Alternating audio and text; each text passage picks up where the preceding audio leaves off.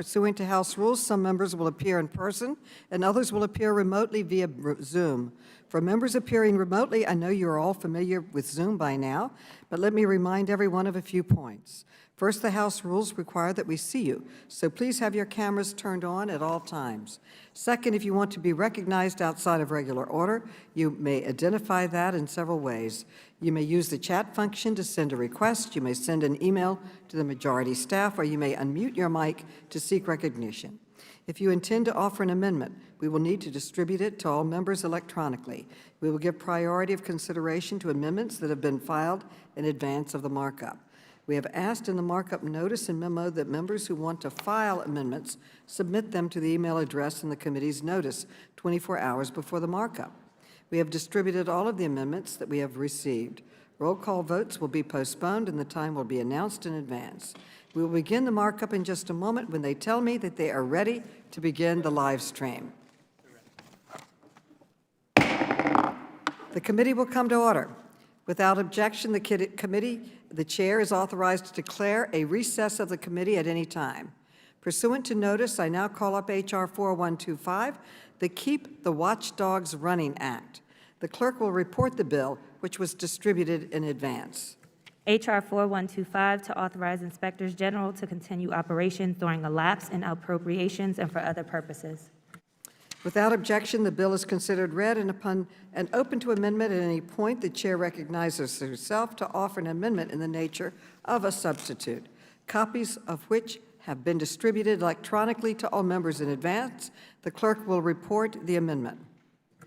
Amendment in the nature of a substitute to H.R. 4125 offered by Mrs. Maloney of New York. Without objection, the amendment is considered read and will serve as base text for purposes of amendment. I now recognize the sponsor of the bill, Mr. Conley, for 5 minutes. Thank you, Madam Chairwoman, and thank you for holding this markup. And thanks for bringing H.R. 4125, the bipartisan Keep the Watchdog Running Act, to markup.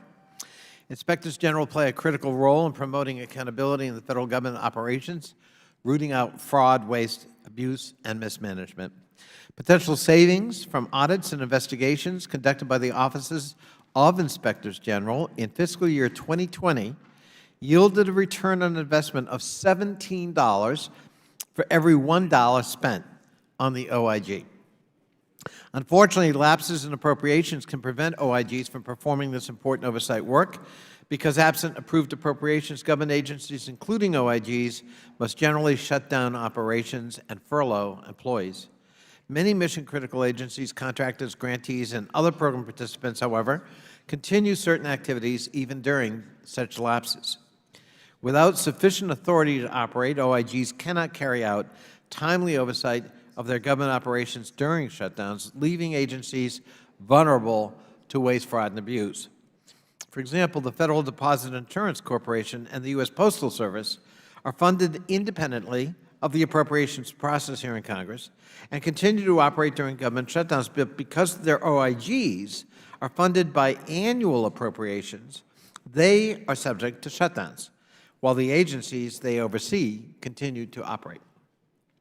Similarly, agencies such as Social Security Administration and the Internal Revenue Service continue to make mandatory payments that are not subject to appropriations, but their OIGs are limited by the absence of appropriations during a shutdown. The Department of Homeland Security and the Department of Justice continue much of their activities during government shutdowns pursuant to emergency exceptions for public safety and law enforcement operations, but such exceptions are not necessarily available for the OIG, who is charged with overseeing those operations. This bill corrects those discrepancies. The Keep the Watchdogs Running Act implements a priority recommendation of the Council of Inspectors General on Integrity and Efficiency, CIGI, and grants OIGs authority to continue oversight of agency operations even during lapses in appropriations. Specifically, the bill amends the Inspectors General Act of 1978 to authorize Inspectors General to continue operations as if functioning under a continuing resolution during a lapse in appropriations to the extent necessary to oversee their agency operations that continue during an appropriations lapse. This authority would be in addition to any existing funding authority, so OIGs would also use available multi-year appropriations or emergency exceptions for protection of life and property, if applicable, to continue operations during a lapse in appropriations.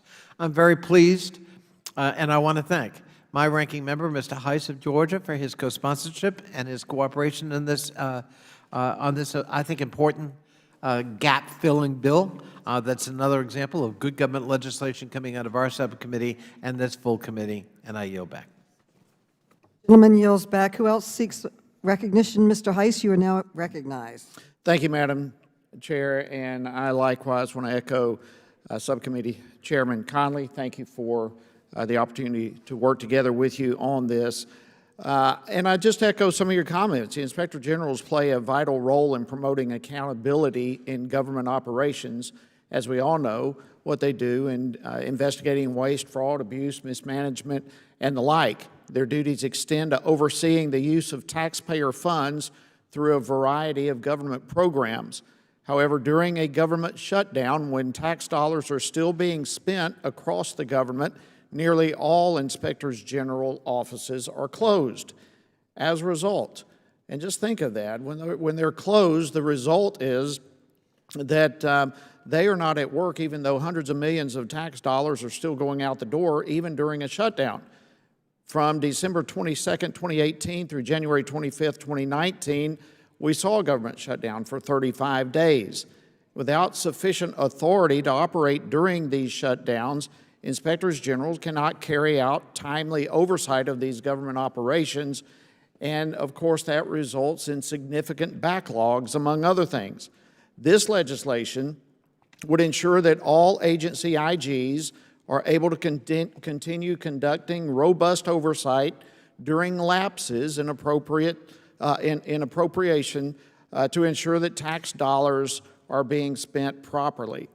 I certainly understand some concerns that enabling inspectors general to work during lapses in appropriations may seem to further erode Congress's power of the purse, but I believe the oversight and investigative work that they do on behalf of the American people is vital, even during times when there is a shutdown. So again, I want to thank my colleague, Subcommittee Chairman Jerry Conley, for working with me on this legislation. I also want to acknowledge the bipartisan work of Senators Tom Carper and Mike Braun, who are leading a companion piece of legislation. The Keep the Watchdogs Running Act illustrates the important work that we can do to help empower inspectors general oversight when we work together on smart bipartisan reforms. And so again, I thank the subcommittee chair, and I thank you, Chairwoman, for prioritizing this legislation today, and I certainly urge my colleagues to vote yes, and with that I yield back. The gentleman yields back. Thank you. I now recognize myself for 5 minutes. I thank the chair and ranking member of the Government Operations Subcommittee for introducing this bipartisan common sense measure. The bill will allow inspectors general to continue operating when there is a government shutdown. It would do so in a carefully crafted manner by allowing them to continue oversight only of those programs that also continue to operate during a shutdown for health, safety, or national security reasons. This has been a longstanding priority for IGs and would improve accountability of government agencies during a lapse in appropriations. I urge members to support this measure, and I yield back. Who else seeks recognition? The question now occurs on the amendment in the nature of a substitute offered by the gentlewoman from New York. All those in favor say aye. Aye. All those opposed say no. In the opinion of the chair, the ayes have it, and the amendment is adopted. The question now occurs on favorably reporting 4125 as amended to the House.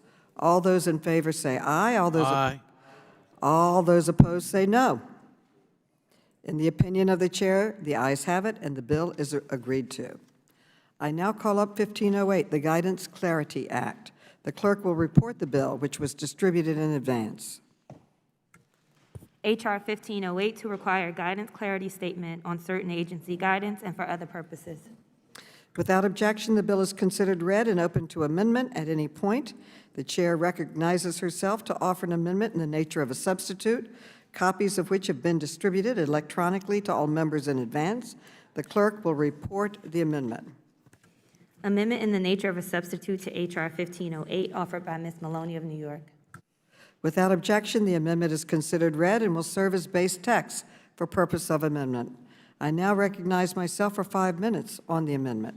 The Guidance Clarity Act would require federal agencies to include a guidance clarity statement on the first page of guidance documents. Federal rules, regulations, and guidance are complex, even at the best of times. For most Americans who do not spend hours per day reading through federal regulations and guidance, the intended use and authority of the materials surrounding federal regulations can be confusing. This simple, good government bill will help clarify for the public that agency guidance is intended to help guide the implementation of federal regulations, not act as additional legally binding rules. This is a bipartisan bill in both the House and the Senate, which just last week passed a Senate companion out of committee by voice vote. I urge all of my colleagues to support this legislation, and I yield back. Who else seeks recognition? Mr. Comer is now recognized. Thank you, Madam Chair, and thank you for bringing this bill up for a markup and for this amendment, which I fully support. The committee has led efforts for several Congresses to enact the Guidance Clarity Act. And just last week, our counterpart committee in the Senate favorably reported compromise bill text, which this amendment fully incorporates into the bipartisan House bill. The compromise text assures that new agency guidance will include the kind of guidance clarity statement this bill has always sought. Small business owners and individuals across the country will be glad to know they will soon know for sure that agency guidance, however helpful and clarifying it often may be, is not legally binding upon them. I thank the Chairwoman for her speedy efforts to make passage of this bill a bipartisan success. I also thank Senator Lankford and Homeland Security and Governmental Affairs Chairman Peters for their efforts. And finally, I thank the sponsor of the House bill, Small Business Committee Ranking Member Luke Meyer, who has worked tirelessly on this bill since it was first introduced. I urge my colleagues to support this amendment and this bill, and I look forward to the prompt enactment of this very smart bipartisan legislation. I yield back. The gentleman yields back. Does anyone else seek recognition? The question now occurs on the amendment in the nature of a substitute offered by the gentlewoman from New York. All those in favor say aye.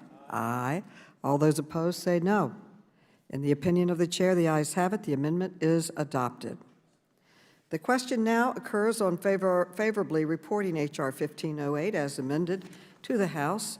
All those in favor say aye. Aye. All those opposed say no. In the opinion of the chair, the ayes have it. The bill is agreed to. I now call up H.R. 4465, the Federally Funded Research and Technology Development Protection Act. The clerk will report the bill. H.R. 4465 to enhance transparency and accountability measures in federal grant-making to safeguard federally funded research and technology development and for other purposes. Without objection, the bill is considered read and open to amendment at any point. The chair recognizes herself to offer an amendment in the nature of a substitute, copies of which have been distributed electronically to all members in advance. The clerk will report the amendment.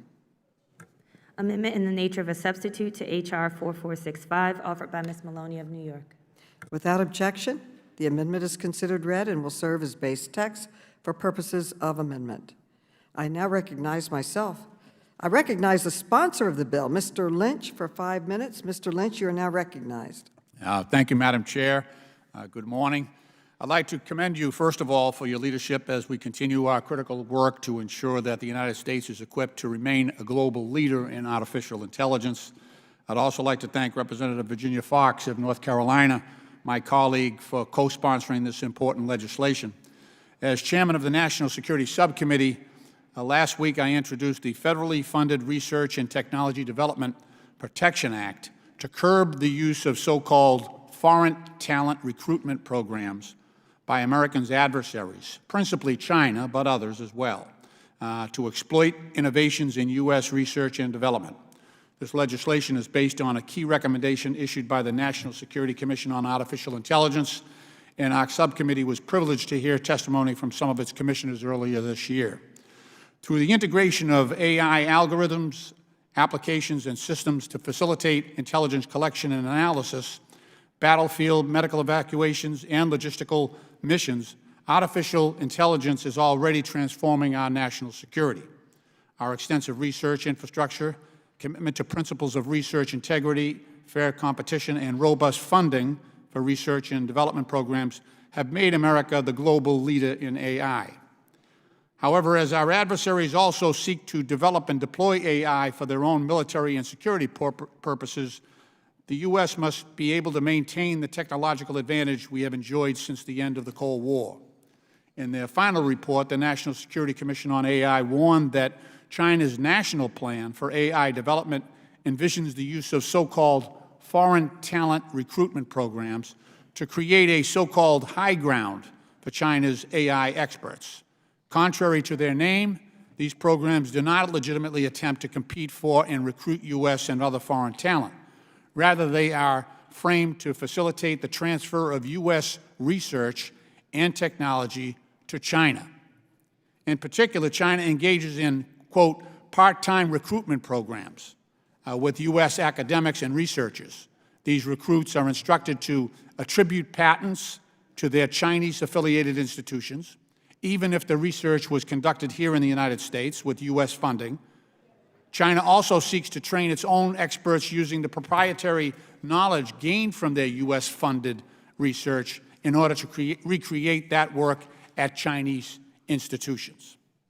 Not only do these programs facilitate the transfer of technology to a strategic competitor, they also undermine the norms of research integrity and collaboration that have driven many of the most important inventions of the last century. They also allow China to expand its AI footprint without having to expend resources. Simply put, we cannot allow this to continue. To this end, H.R. 4465 will require all federal grant-making agencies and institutions to conduct compliance operations to identify and disrupt malign foreign talent recruitment programs. The bill will also require agencies and institutions to institute standardized disclosure and accountability measures to support compliance operations. The federally funded Research and Technology Development Protection Act will ensure that federal grant-making institutions conduct strict oversight of the projects that they fund, thereby safeguarding them from theft and duplication by foreign rivals. In doing so, this bill will help to ensure that continued U.S. innovation in AI will enable us to maintain our strategic edge. So I urge my colleagues on both sides of the aisle to support this legislation. Again, I thank Ms. Fox for her co-sponsorship. Thank you, Madam Chair, and I yield back the balance of my time. The gentleman yields back. I now recognize the ranking member, Virginia Fox from North Carolina, for her statement. Thank you, Chairwoman Maloney, and I want to thank Subcommittee Chair Lynch for working with us on this very good bill. We all took an oath to support and defend the Constitution of the United States against all enemies, foreign and domestic. Today, we're facing foes who are working to use our government and processes against us. China, in particular, has figured out how to take one of our greatest strengths, American innovation, and use it against us. There are many documented cases of Chinese researchers and scholars taking federally funded grants to conduct research and development, then stealing the intellectual property and sending it back to China. Just 3 months ago, we read about an Ohio State University professor who was arrested for stealing NIH-funded research and sending it back to China to further its rheumatology and immunology expertise. Shortly before that, we saw a University of Florida professor indicted for taking a $1.75 million NIH grant for biomedical engineering research and sending the research back to China. Perhaps even more concerning than the outright theft of our research is that U.S. research can be co-opted by our adversaries to cause us harm. As this committee has discovered, the National Institutes of Health and the National Institute of Allergy and Infectious Diseases funded dangerous viral research at the Wuhan Institute for years, which possibly led to the origins of the COVID-19 pandemic. We must find a way to ensure that taxpayer resources are used to benefit our nation first and not be co-opted and used against us. All recipients of federal grant money ought to disclose their affiliations. It is essential that we know who is conducting research with taxpayer dollars so that we can prevent our research and development from falling into the hands of those who would do us harm. I'm pleased that this bill takes solid steps towards that goal. This bill was in a tenuous position earlier this week, but I'm pleased we were able to work out our differences and craft a bipartisan bill that will help safeguard American innovation from those who seek to do us harm. I urge my colleagues to vote yes on this short but important bill and the amendment in the nature of a substitute. Madam Chair, for purposes of legislative intent, I would like to ask the bill's sponsor, Mr. Lynch, a clarifying question. Mr. Lynch, this bill states that, quote, the term malign foreign talent recruitment program means an effort directly or indirectly organized, managed, or funded by a foreign government to recruit any individual or public or private entity engaged in research funded directly or indirectly by a federal agency to share information with or otherwise on behalf of such foreign government. Would this definition include the 15 Chinese media outlets designated by the Trump administration as foreign missions? Well, the legislation is really targeted toward these programs. So the pernicious activity that we are trying to get at is when U.S. researchers actually take the product of U.S. research and U.S. investment and deliver it to our adversaries. In this case, as you have noted, principally China. So I'd have to look more closely at the relationships you're identifying in the media if that would be included. I think it's you know, a prudent question to ask, but that is we are not in this case. The media has a less official or a less direct contact with our research institutions. What we have seen is that we actually have U.S. citizens that are being recruited by Chinese institutions, Chinese Communist Party-dominated institutions, to do research and to deliver research to that government.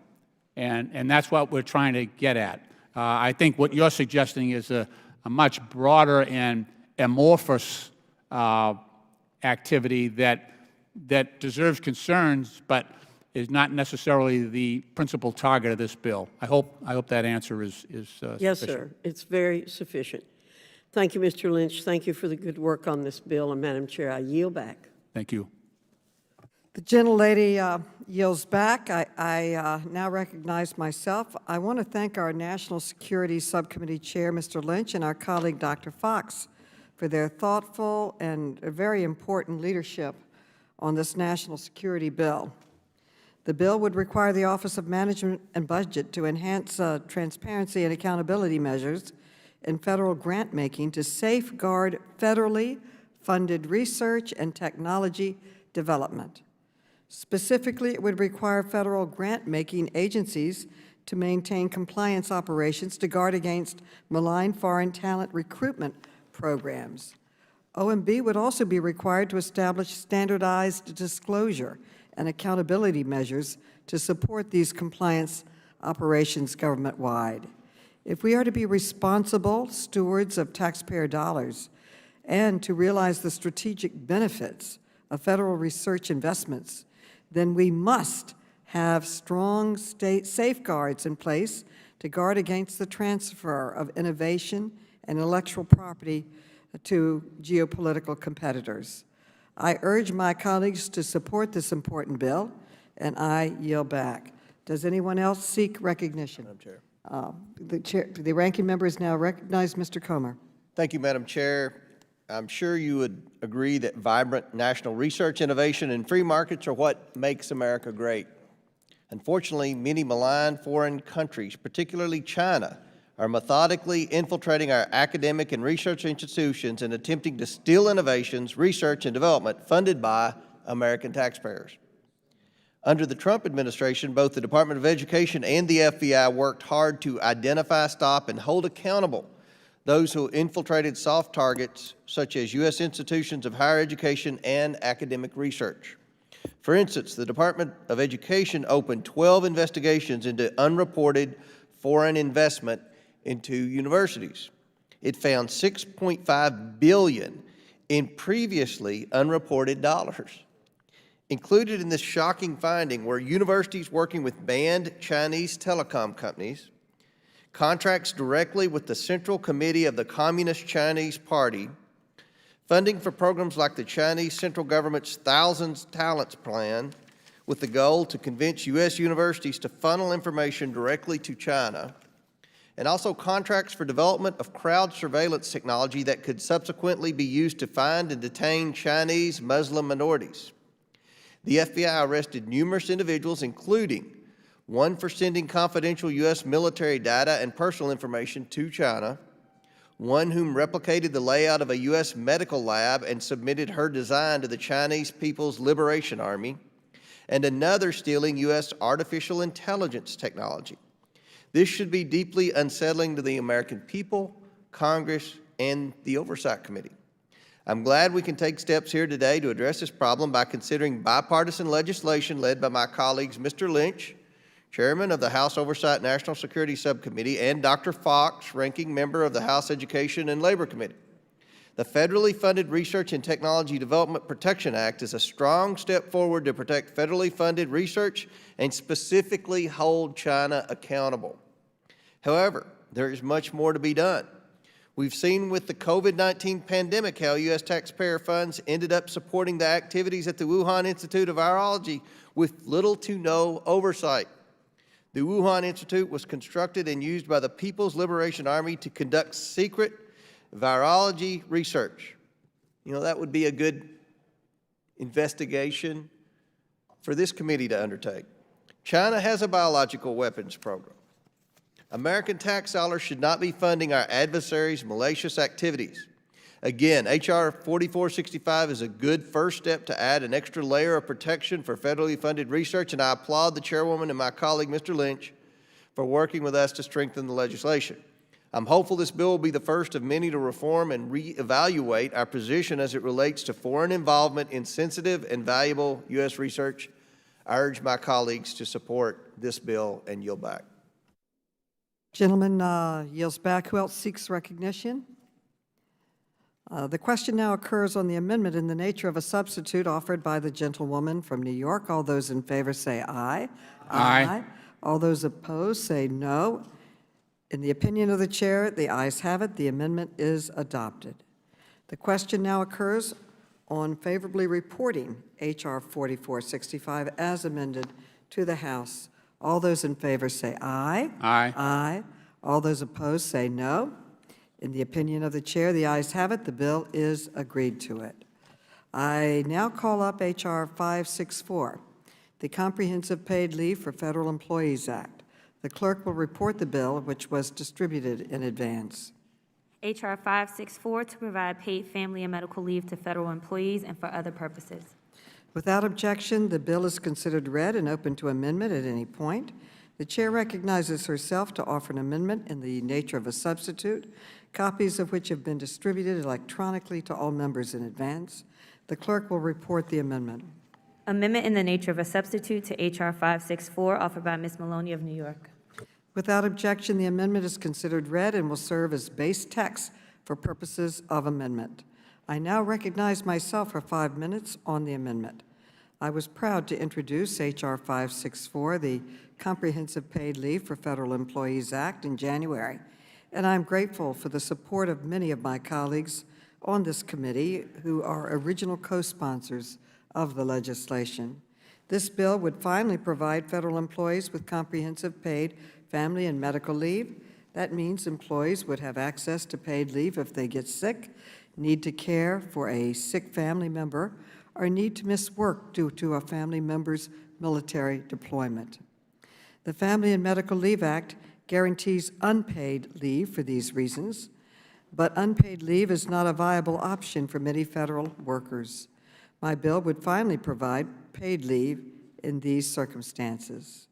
This is a policy that is long overdue for the federal workforce and for the nation. In the committee's hearing on this issue last month, we heard about the dire need for universal paid leave, like the one included in the American Families Plan. Unfortunately, from what we heard at our hearing, there seems to be a disagreement among some of my colleagues on an essential point. Every family in the nation needs paid leave. Millions of Americans have had the agonizing experience of being forced to give up a paycheck in order to recover from an illness, care for a loved one, or help at home when a family member has been deployed. And families of federal workers are no different. In this bill, all the current eligibility criteria from the FMLA remain intact.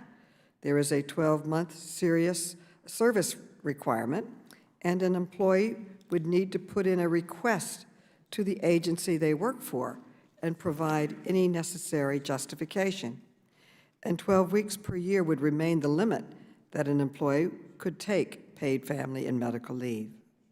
Some opponents of this bill have said that federal employees already have paid annual and sick leave benefits, and that is true. But these benefits serve a fundamentally different purpose than comprehensive paid family and medical leave. Federal employees should not have to deplete their sick or annual leave because Congress has unwillingness to provide paid leave to deal with a longer-term hardships. After more than a year of a global pandemic, why would we accept policies that actually create an incentive for workers to come to work sick because they can't afford to take a sick day?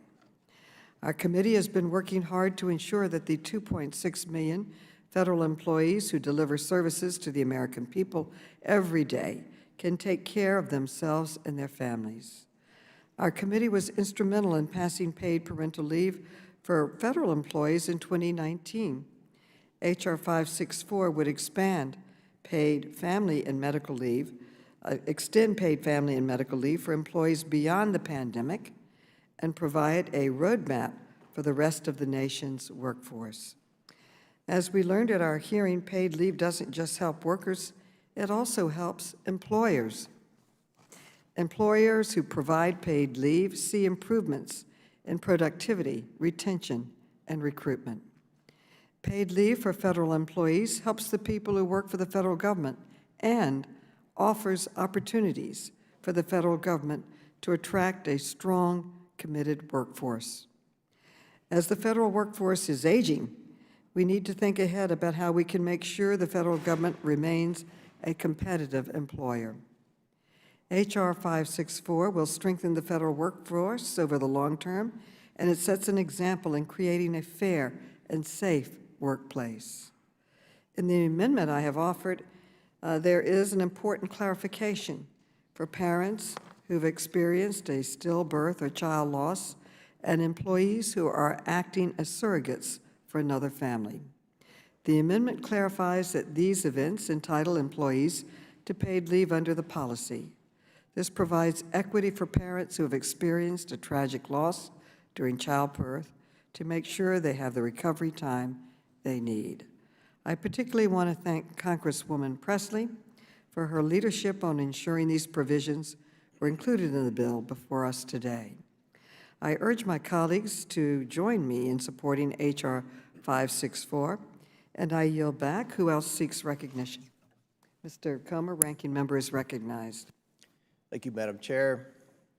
Let's compare the Republican approach to the federal workforce with the Democrats. Republicans believe federal employees should get the job done for the American people and should be held accountable when they do not. Under President Trump, that was the focus. Through executive orders, the prior administration took steps to make sure federal employees could be held accountable. That's what the American people deserve. Democrats, however, do not want this. Rather than holding federal employees accountable, they want to protect poorly performing federal employees while dramatically increasing their benefits. The Biden administration and congressional Democrats are pushing permanent, expanded telework as a national policy. They are doing this without understanding the impact expanded telework has had on the ability of federal agencies to deliver on their missions to the American public over the past several months. We already have evidence agencies are falling short. For example, the National Archives has become a bottleneck in the processing of veterans' health benefits. Committee Republicans have requested a hearing to understand why federal bureaucrats have been unable to help America's veterans get the records they need to prove their benefits claims to these same federal bureaucrats. Rather than ensuring federal agencies are meeting their missions, especially in the wake of COVID-related shutdowns, we are considering expanding another benefit for the already well-paid and well-protected federal workforce. The possibility of an additional 12 weeks of paid leave, renewable every year at the taxpayer's expense. Yes, you heard that correctly. Congress just provided paid parental leave for federal workers in 2019's Federal Employee Paid Leave Act. And now, less than 2 years later, before we know the full impacts of that expansion of leave on the federal government, the majority is seeking to expand paid leave even further by covering all categories mentioned in the Family Medical Leave Act. Federal employees would be eligible for this type of leave every year on top of their ordinary annual leave. So combined with federal holidays under this legislation, a federal employee might work only 8 months out of the year, even less in some cases. The majority does not even know how much this benefit expansion will cost. We don't know the consequences, but they sure do know they want to massively increase perks for federal employees, while private sector employees are scrambling to find good-paying jobs in an economy with growing inflation. Think how much private sector employees would love to have this perk. The chairwoman has said repeatedly and very dramatically that this kind of leave is not a perk. The chairwoman even went so far as to tweet and promote her tweet of her dramatic remarks about the perk. In fact, in any English dictionary, perk is defined as something you receive as well as your wages for doing a particular job. In fact, this bill requires American taxpayers to further subsidize wonderful perks for federal workers they themselves can only dream of. This legislation even wraps in the U.S. Postal Service. Given all the work we have done on postal reform, we know quite well ever-rising operational and workforce costs have driven America's Postal Service to the brink of financial insolvency. The chairwoman and I have worked hard on bipartisan legislation to help the Postal Service thrive for the American people, and I fear that this legislation represents another unrealistic congressional mandate piled onto an institution that's supposed to operate independently. Let's not take the Postal Service backwards by imposing hundreds of millions of dollars in additional annual costs on a struggling organization. The Postal Service workforce is well represented and already has robust benefits. Madam Chairwoman, millions of Americans are working just to get their jobs back and get their lives back to normal after the COVID-19 pandemic. These Americans endured having their businesses and employers shut down, their schools closed, and their communities shuttered. In fact, many, especially mothers, had to make tough choices between keeping their jobs or educating their children. But not a single federal worker was forced to make such a choice. They were never at risk of losing their jobs. What better benefit is there than that? And yet here Democrats are on the heels of providing paid parental leave during the pandemic, trying to give federal workers even more paid benefits, a massive perk, cost unknown. And Democrats are asking American taxpayers to pay for these benefits, just as the Biden administration has opened the floodgates of federal spending with a tidal wave of wasteful and unnecessary aid that threatens to drown our nation's economy in inflation. Meanwhile, the Democrats' policies are insulating federal employees from the kinds of fears and pressures America's taxpayers have to face. If the federal government wants to lead by example, as the majority has suggested, it should lead in getting its employees back to work in person and helping small businesses get their employees back to work too. I urge my colleagues to oppose this bill, and I yield back. The gentleman yields back, and the chair recognizes herself for a response. The gentleman complained that the Democrats did not know how much this would cost. Well, now we do. The CBO's preliminary estimate is that providing paid family and medical leave to federal employees would increase direct spending by only $53 million over 10 years. Just $53 million, the federal government can ensure that its employees will be able to take care of themselves and their loved ones without sacrificing their paycheck. And let me be clear, investing in paid family and medical leave will give dividends for the federal government and the American taxpayer. A 2019 study by Panorama and the American Sustainable Business Council found that large technology companies that adopted paid leave policies on average experienced a $2.64 return for every dollar invested in their workforce. Manufacturing companies saw $2.57 return. This was an improvement in productivity of 6.5% and 3.6% for each industry, respectively. So if my Republican colleagues are not compelled by the moral case of providing support for families, I hope they can at least understand the business case for it. And I yield back, and I now recognize my colleague in government, Ms. Presley, who helped draft some important parts of this bill. Ms. Presley is now recognized, and then we'll be back to the Republican side. Move to strike the last word. Thank you, Madam Chair. Respectfully, I hope that our colleagues across the aisle, that they and their families never experience the type of medical or caregiving crises that necessitate taking paid leave for virtually every family that calls this nation home. That is not the case. Our greatest wealth as a nation is the health of our families, and our families have been destabilized because of many disruptive life events. I value the family, and that should take precedence, and in fact, I does support those broader goals around our GDP. We need to be supporting our families. I want to thank the Chair for your leadership on this critical issue of consequence.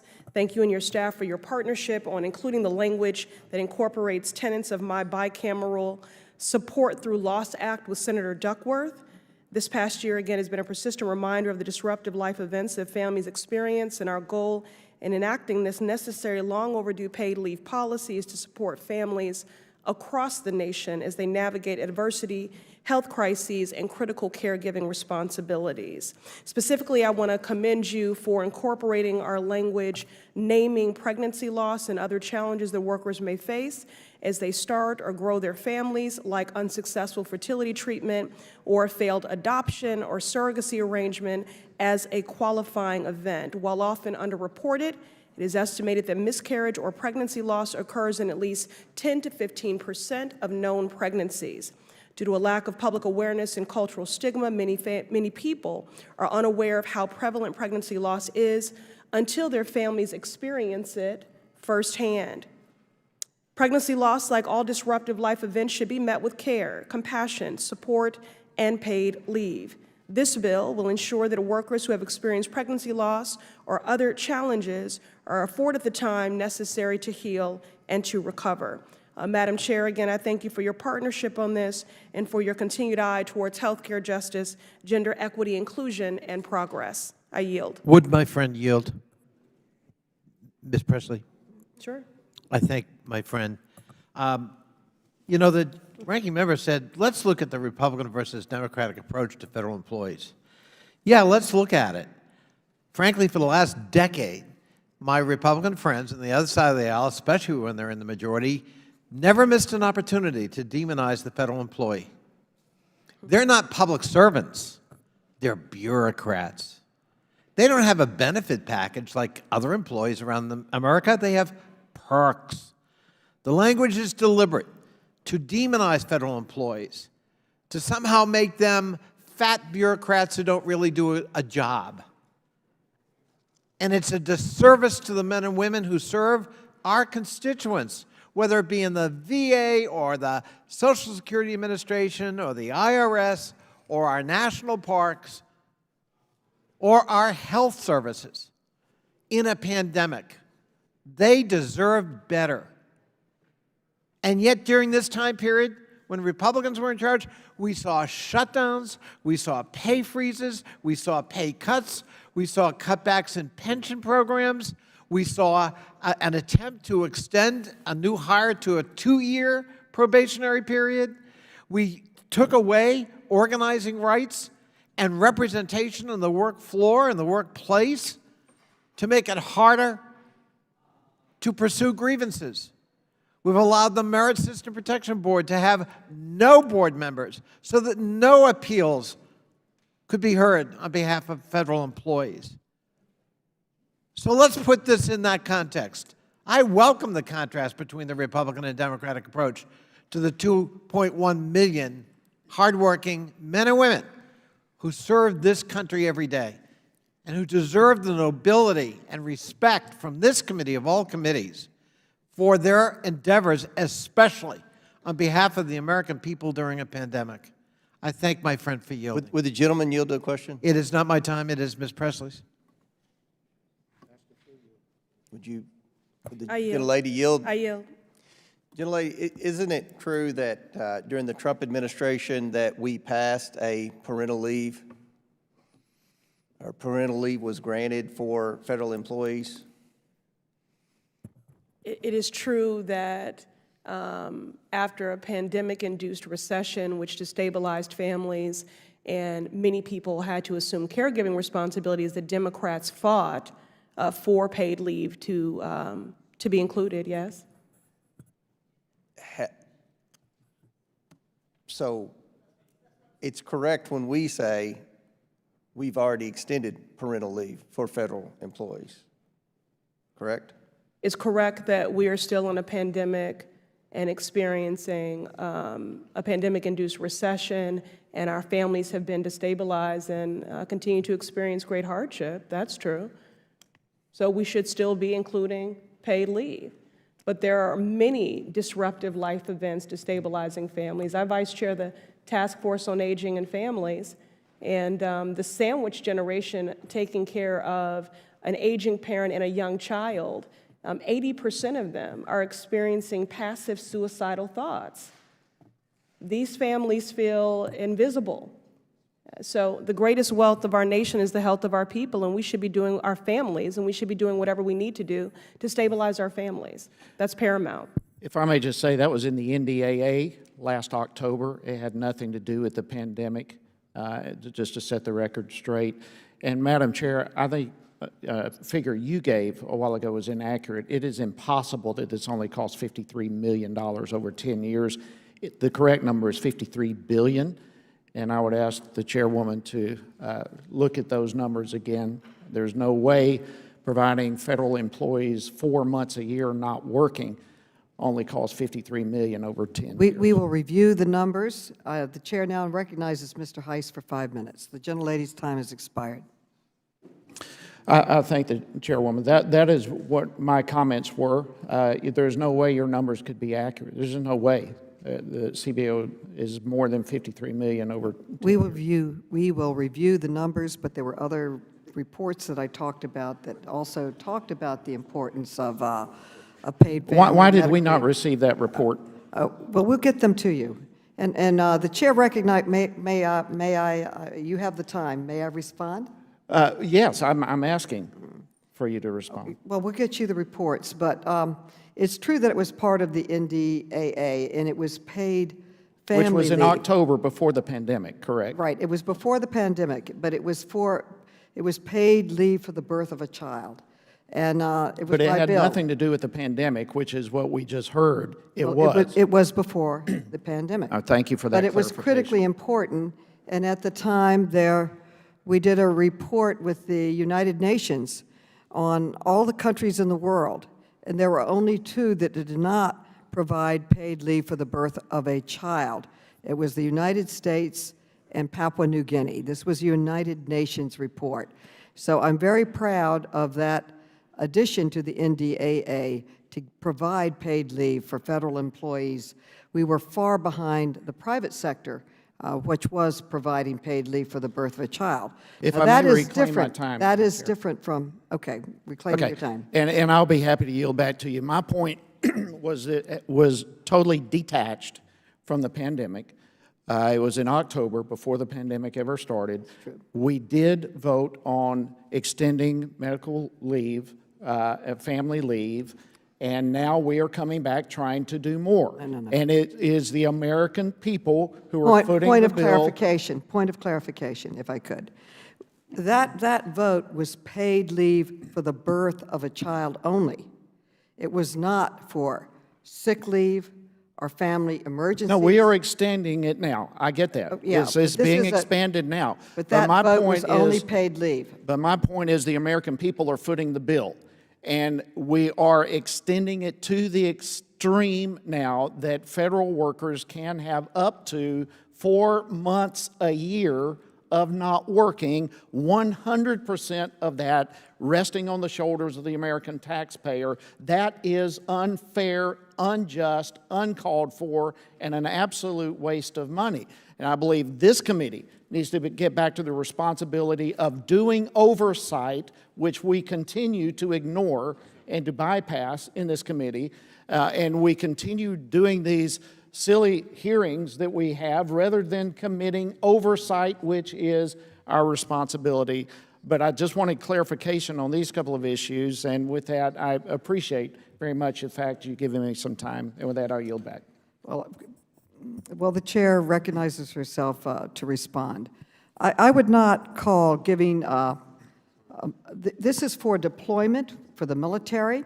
It is for sick leave and family emergencies and situations that families confront. And it is not a perk, it is not a vacation, and it has to be, has requirements before it can be granted that you must prove the emergency that the family is experiencing.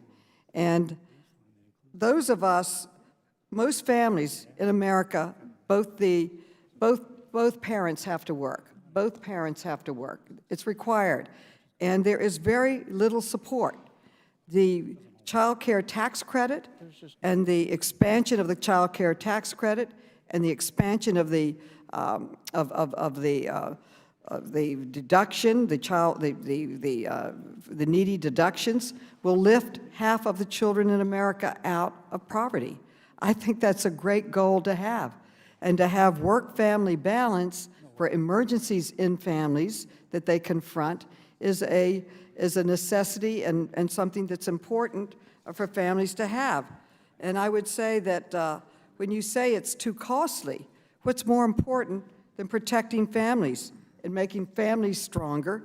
It's an investment in the future. And with that, I yield back. Would the chairwoman yield for a few quick questions? Yes, absolutely. Mr. Conley. Oh. Is it not true, Madam Chairwoman, that the existing federal workforce, civilian workforce, about 40% of it is eligible for retirement over the next several years? That's true. We have a crisis, really, because so many people are leaving. So we have to recruit a lot of people. Absolutely. And is it not also true that compared to the private sector, the age cohort in the federal government is much higher, and the number of people, percentage of people under 30 is much lower by comparison with the private sector? That's true. And therefore, we have a unique challenge, do we not, in recruiting and retaining a younger cohort for the future of the federal workforce, and they have certain expectations with respect to this family life work balance that is a cultural change we need to take cognizance of. And is it not true that the chairwoman is doing precisely that in this initiative she's put before us? The gentleman is absolutely accurate, and I'd just like to close by saying that workers don't choose when they or a loved one becomes sick, and military service members don't get to choose when they get deployed, and their families don't choose whether to care for them if they become ill or if they become injured. These are crises that families confront, and this is providing that support and for families when they face these types of crises. And you cannot imagine the amount of pressure that it puts on families when these situations arise. I now yield back. Now, who else seeks recognition? Mr. Biggs? Mr. Biggs is now recognized.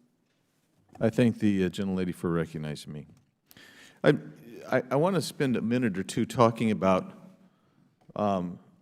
the purported CBO scoring of $53 million over 10 years. First of all, I am dismayed that I'm sitting in the middle of a hearing that apparently the majority has some CBO report that the minority didn't receive. I find that unacceptable. It's, I mean, if this really is the important topic that it has been made out to be, then information should have been shared with the minority so we could see that CBO report. Because I'm left with some questions. $53 million over 10 years, that's $5.3 million a year. That's what you're saying in a federal government that employs over 2 million people. You're telling us and the world, well, it's only going to cost $5.3 million. That's just a preliminary report, of course, and we'll get you that. $5.3 million for 2 million employees. Does that include the impact of loss of productivity of employees that avail themselves of this new benefit? I don't know. Will the gentleman yield? Not yet. Okay. I don't know. There's no report. I can't see a report. I have no idea. Did they address that question? How about this one? Does it include the expense of paying for temporary employees? I don't know. We don't have a report. Somebody does, apparently. We don't. Does it include the macroeconomic expense that will undoubtedly result, for instance, passports? Right now, passports are really, really backed up. Why? Because of the COVID. I don't know how your office is, but my office is inundated with passport backlogs. If you start granting more people out and you don't replace those people, the backlogs increase. And who suffers? The citizen does. The citizen does. And that's whom the federal government is supposed to serve, is that citizen. The federal government does not exist to provide jobs to federal employees. It exists to further ostensibly the mission of the United States of America and benefit and protect the rights of citizens. That's what the federal government does.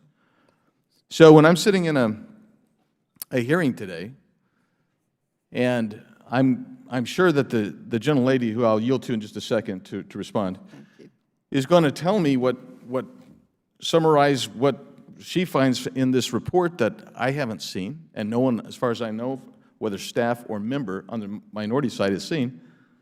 She's going to respond to that. Well, how would I know how accurate those responses are? And not that she would deliberately mislead, but that we each might read something and say, well, wait, what about this? Or how do you characterize that? We might have a logical debate on it. We can't have rhetorical discourse because you've got something I don't have. And so with that, I'll yield to the gentlelady. I thank the gentleman for yielding, and you do have it now because we sent it to all the Republican offices right now. And I want to clarify that I was correct, that the CBO estimate that this bill would only cost $53 million, as in million, in direct spending, not billion. I would like to place it in the record, and, well, So- this is the CBO estimate. So I'll reclaim my time. Thank you. I just got a copy. This is my first I've seen of this. so So that- what it does, Madam Chair, is they're taking a straight line, non-discursive view of this, and they don't include everything. So for instance, the questions that I just asked, they're not included in that. There's nothing about macroeconomics. There's nothing about any temporary employees that might be necessary. It doesn't include anything about productivity or increased backlogs, which will have to be addressed sometime. There's nothing in there. So in other words, it's not dynamic scoring here. Second thing is, it doesn't include their own estimate with regard to the USPS, if you add those in, which is $200 million annually. So I mean, this little chart here, to the world who's looking at it, is quite frankly, it's misrepresentative of what will ultimately cost to implement this new program. So I'm dismayed that it's become part of our discussion today, but nonetheless, I find it to be valueless, quite frankly. And I thank the gentlelady for giving me time, and my time's expired, now yield back. The gentleman yield backs, and we are putting this on our website, and we're putting this, putting it out to all of the members, and it is the CBO score. And I now recognize the gentlelady from California, Ms. Porter. Thank you, Madam Chair. I want to talk about the costs of not providing comprehensive paid federal leave, which are very, very real and are extremely expensive to our government and to its ability to deliver for the people. I agree with my colleague, Mr. Biggs, that government's job is to do the important work of serving the people. But having comprehensive paid family leave creates a stronger, more productive, less expensive workplace. I hear a lot from colleagues on the other side about the importance of looking at what the private sector is doing, at looking at what capitalism is doing. And in our country, the private sector and capitalist forces have concluded that comprehensive paid family leave is good for their labor workforce. And that is why, long before we mandated it, many companies have it, and it's why many companies today, including some of the largest and most successful companies in this country, go beyond what the law later mandated. There is an incredible cost to not passing paid comprehensive leave. Talent exits our federal workforce and sometimes never comes back. When it does come back, there are costs to retraining.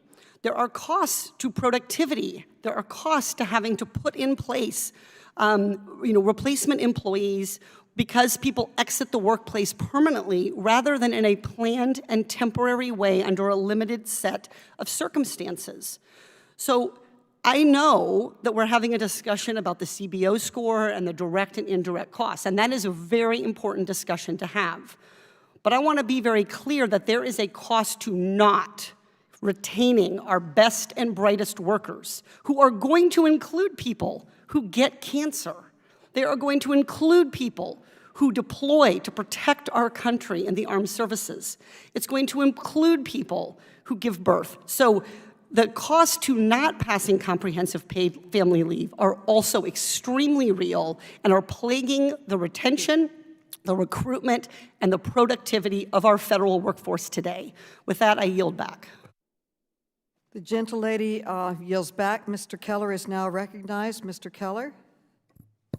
Thank you, Madam Chair, and I do want to recognize the work of the federal employees that get the job done every day. They're thoughtful, they're hardworking, and they do receive benefits, and they're allowed to accumulate their benefits. The OPM website, if you go out and look at the benefits, they can accumulate sick time, they earn sick time. It can be advanced to them if they don't have enough. So there's a lot of benefits that are already available for employees to help take care of medical needs to themselves and or their family members. In fact, it's up to 12 weeks of sick leave can be used to care for a family member with a serious health condition each year. So they can use that. It's already available. Are we looking at putting more on top of the benefits that are already afforded the hardworking people of our country? And I'll use an example, and I'll use a personal example. My wife used to work for the Commonwealth of Pennsylvania, and she could accrue her time. And when she started working there, she did. And when our son was 3 years old, he had an accident. He had a head injury. He was flown to the hospital, and they performed brain surgery. He was not expected to live. In fact, the doctors wanted to disconnect him from life support. My wife had time because she accumulated the benefits she earned as, I thought I heard somebody make a comment, I'm sorry. She had saved that time and used it to care for our son. So there are benefits that are available, and it's about helping people take care of their families. We want to make sure that happens. There are already federal benefits that allow people to do this. It's not like our federal employees have no means to accrue sick time to care for themselves or their family members. And we need to make sure that what we're doing is responsible with all the information that is available. And I'm looking at the report, and I'm really concerned that we had a meeting here where we got a report during the meeting. Usually, I don't know what the other side of the aisle does, but when information is sent out, I read it before I come to the meeting. And I think it's really disingenuous of the chair to send out information that we didn't have during a meeting. So this is something I'm very passionate about because we are dealing with families. We are dealing with people that are in crisis when these things happen. But it's not that we're not compassionate. We care. We provide benefits. We work with families. But we do it in a responsible manner with all the information so we can make the best decision possible for all concerned. So, and like I said, I can submit this report or this download I got here from OPM, Office of Personnel Management, that explains the federal sick leave. I don't know if anybody's looked at it or read it. I have, and it does explain how it's earned. It explains how federal employees can access that sick leave. It allows it to be advanced, so if somebody does need that, they can do it. I think there's a lot of opportunity, and for us to be having this bill come forward in this committee, Oversight Committee, yet we don't get all the information on the issue until we're in the meeting. There ought to be some oversight on how this came about, quite frankly. So if the chair doesn't mind, I would like to submit this for the record so it's in the record that we already do allow people to use up to 12 weeks of sick leave. We allow them to earn sick time to care for themselves or their families. And with that, I yield back. Who else seeks recognition? Mr. Norman is now recognized. Thank you, Madam Chair. Let me just join my colleagues to have a meeting like this and just to get these facts is really unacceptable. If you look at the footnotes, these amounts do not include the effects of the U.S. Postal Service. They're close to 500,000 postal employees. This does not include this.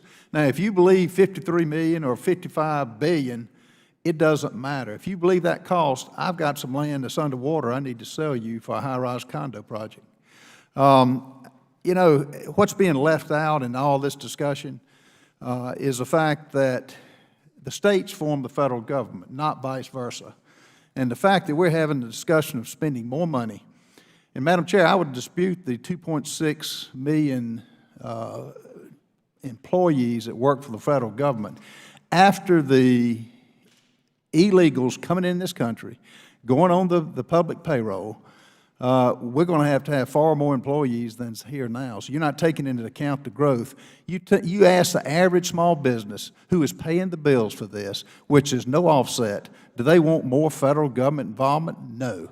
They want to reduce the workforce, the federal workforce. The $2.6 million is just a drop in the bucket. So it's really disingenuous to have figures to spout out $53 million when we didn't have the benefit of looking at how you got the number or why. Where is the I guess the concern for the taxpayers? Where is the concern for the small business that's paying the bills? Where is the concern for the real issues that's confronting this country? Inflation. Try buying gas lately? You try buying food at the grocery store? That's hurting the everyday Americans across the board. And so, Madam Chair, I would ask that as we move forward, we get on to some real issues that instead of spending more money with no offsets, it's a embarrassment to the American people. It's embarrassment to the world. And I think that the fact that we're spending this amount of time, and I think we've been here close to 2.5 hours, is really a waste of time and something we shouldn't even be talking about with the issues that are facing this country today. I yield back. The gentleman yields back. We've been here 1 hour. We've debated roughly 5 different bills, and this is an official report from the OPM office, the CBO office. Who else seeks recognition? Madam Chair, Mr. Comer's now recognized. I would like to make a motion due to the fact that, number one, we find it hard to believe this CBO score, and we have questions for the Congressional Budget Office. Next, due to the fact that it doesn't include the cost and the effects on the Postal Service, as Mr. Norman, Mr. Biggs, and Mr. Heiss have all mentioned, and we need to know what not only cost does that have to the Postal Service, but what are the effects on the mail, because if you'll remember, when we've had DeJoy and others from the Postal Service, and we rightfully asked them questions, why was the mail so backed up over the Christmas period? One of the reasons was there were so many people that missed because of COVID and other things. We need to know this because we're almost at the finish line on the House floor with the postal reform bill. This is a big question for the Postal Service because we've already discussed the problems with absenteeism within the Postal Service. So we're creating, legislation that you all have drafted that would enhance that and increase that. And you look at what's wrong with the economy now with our employers complaining to all of us, and I know they've complained to the Democrats as well. They can't get workers to show up because they're being incentivized because of bad policy to not work. They're being paid stimulus bills, which are unfortunately causing some people not to come to work because they don't have to. And now we're looking at legislation that you all propose that would potentially make the mail even further delayed, increase the debt even more, require you all to print more money, which will continue to increase inflation. So there are a lot of questions and problems that Republicans have on behalf of the American taxpayer with this bill, and they just aren't answered, and they're not credible, quite frankly, with this CBO report. So I make a motion to table this bill until we get further clarification from the CBO on the cost, the dynamic scoring, and the cost to the U.S. Postal Service. I second. Motion and second. It is not a proper motion, and the gentleman and anyone here is welcome to go talk to CBO about how they got to the $53 million over 10 years. Before the So markup? you are welcome to go talk to them. Is there anyone else who seeks recognition? Madam Chair, I table the motion. The bill. There is- I make a motion to table, I make a motion to lay this bill on the table Second. until we get further clarification from the CBO. It's not a proper motion, and has you to can... be a proper You can motion. get your information someplace else, okay? I think Parliamentary this- inquiry, you have to be able to make a motion to table the bill. That's parliamentary procedure.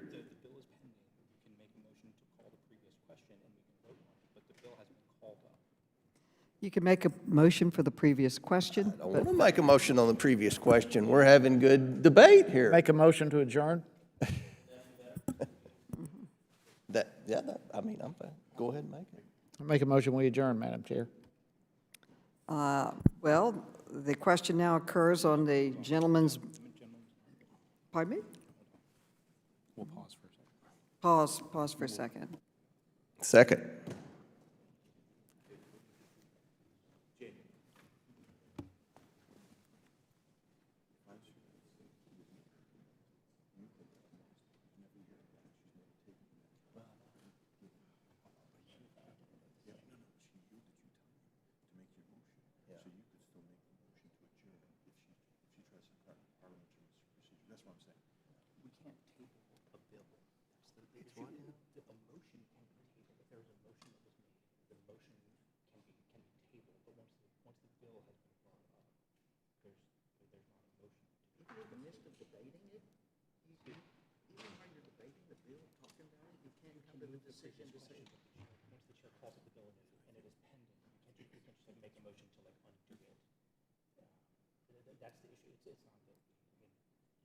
It's a matter of let's table this and get more information. We were just now given information that is pertinent to us making a decision to support this or not.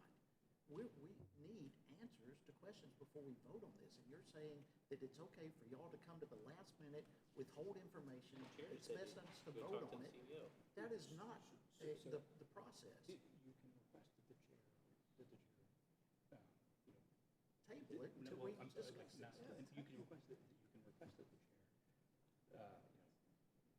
move this bill to the next markup, and there's a prerogative to Isn't that the same as tabling? It's not as a parliamentary matter. You can't just. We have not been given information. I question your parliamentary decision there. I don't think that's right. It can't be right. It's not right. We have not even been privy to information, and now we're expected to vote on something that raises enormous questions about this whole bill. And you're saying, tough, you can't do anything about it. That is not, that can't be right.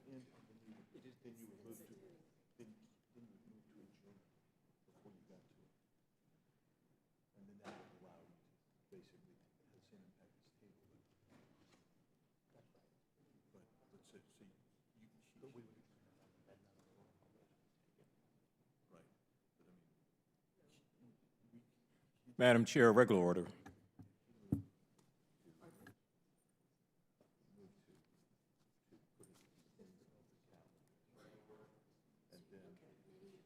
Gentleman calls for regular order.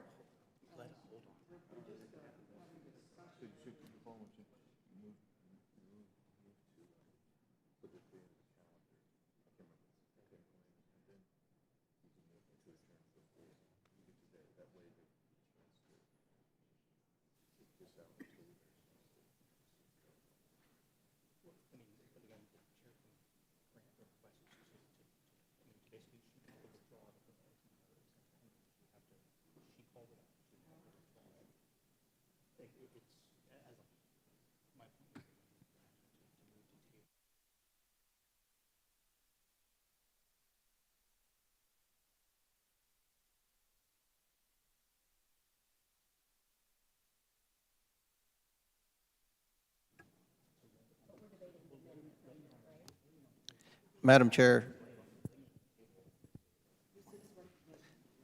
Madam Chair, under Robert's Rules of Order, and I know we have our own rules, but the motion to lay on the table refers to temporarily setting aside a pending motion or a series of pending motions to take care of something else deemed urgent. So again, I believe that I'm in order to make a motion to table this bill. I yield back.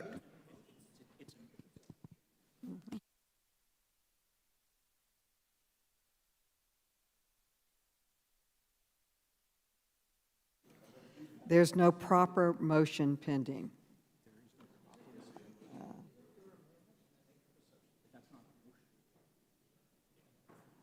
Why don't we just have a vote on whether to adjourn or not?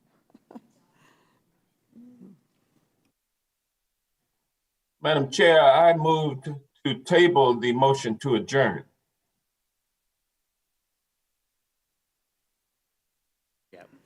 We're not there yet.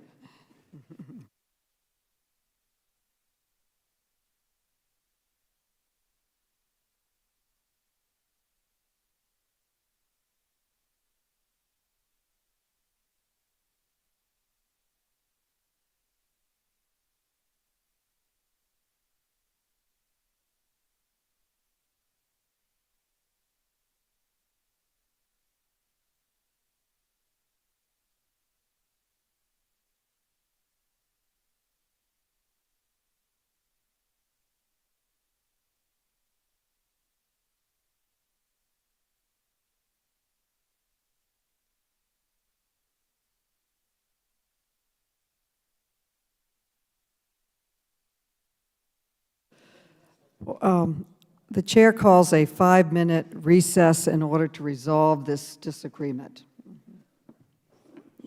Committee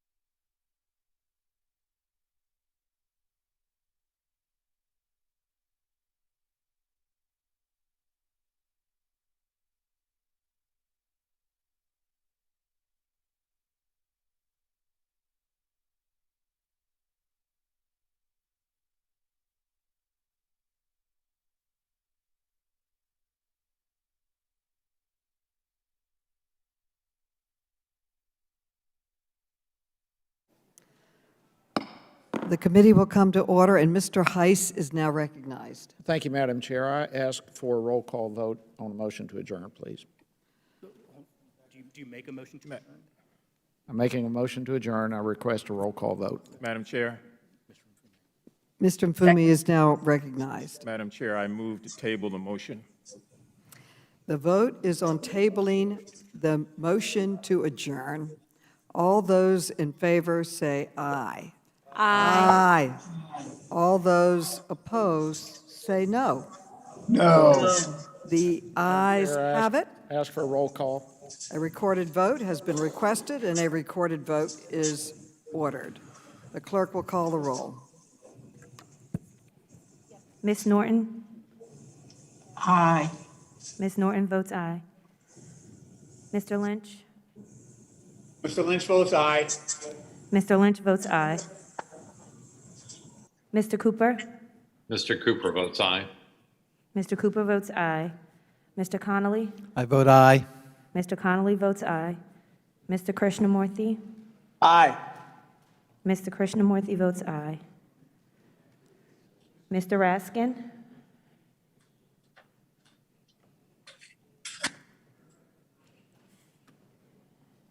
Mr. Khanna?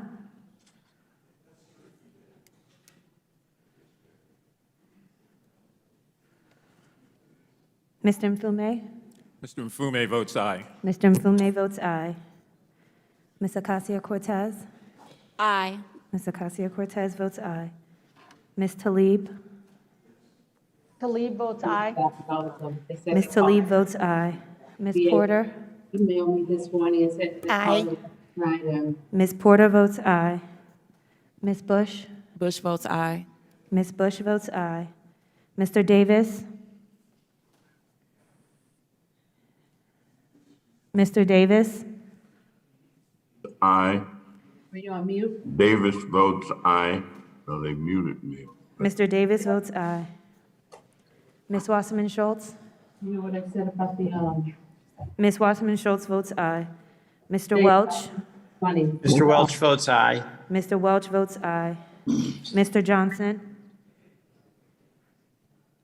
Johnson votes aye. Mr. Johnson votes aye. Mr. Sarbanes? Sarbanes votes aye. Mr. Sarbanes votes aye. Ms. Spear? Ms. Spear?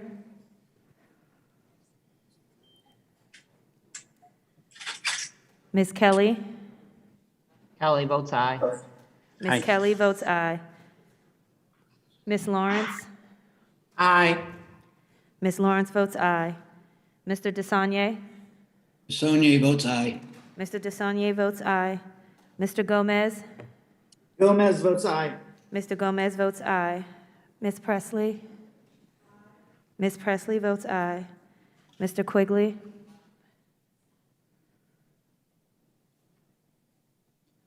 Aye. Mr. Quigley votes aye. Mr. Comer? Comer votes no. Mr. Comer votes no. Mr. Jordan? Mr. Jordan votes no.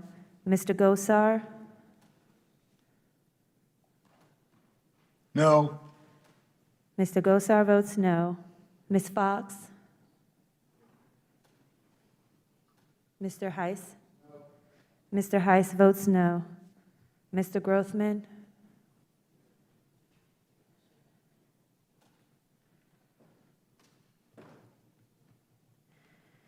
Mr. Cloud? Mr. Cloud votes no. Mr. Gibbs?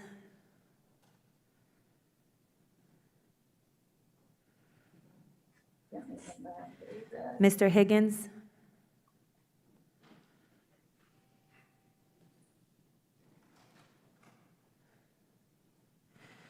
Mr. Norman? Mr. Norman votes no. Mr. Sessions? Mr. Keller? Mr. Keller votes no. Mr. Biggs? Mr. Biggs votes no. Mr. Clyde? Ms. Mace? Mr.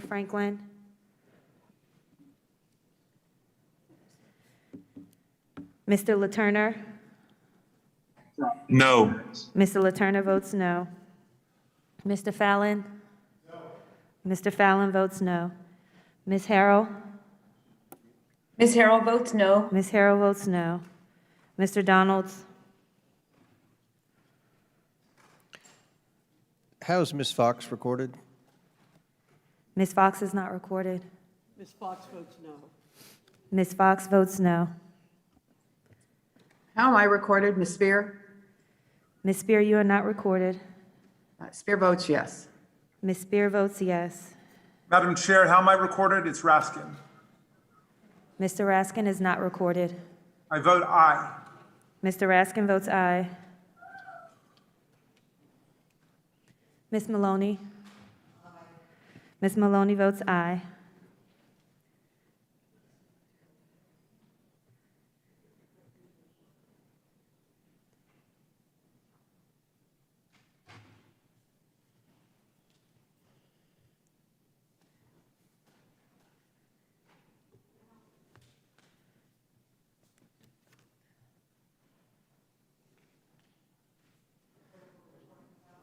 On this vote, we have 24 ayes and 12 nays. How is Mr. Grothman recorded?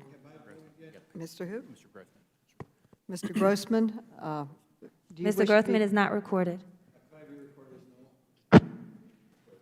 Mr. Grothman Am I votes recorded? no. Has everyone been recognized? Madam Chair, how have I been Mr. Kana? Mr. Khanna I'd is like to not. vote yes. Mr. Khanna votes aye.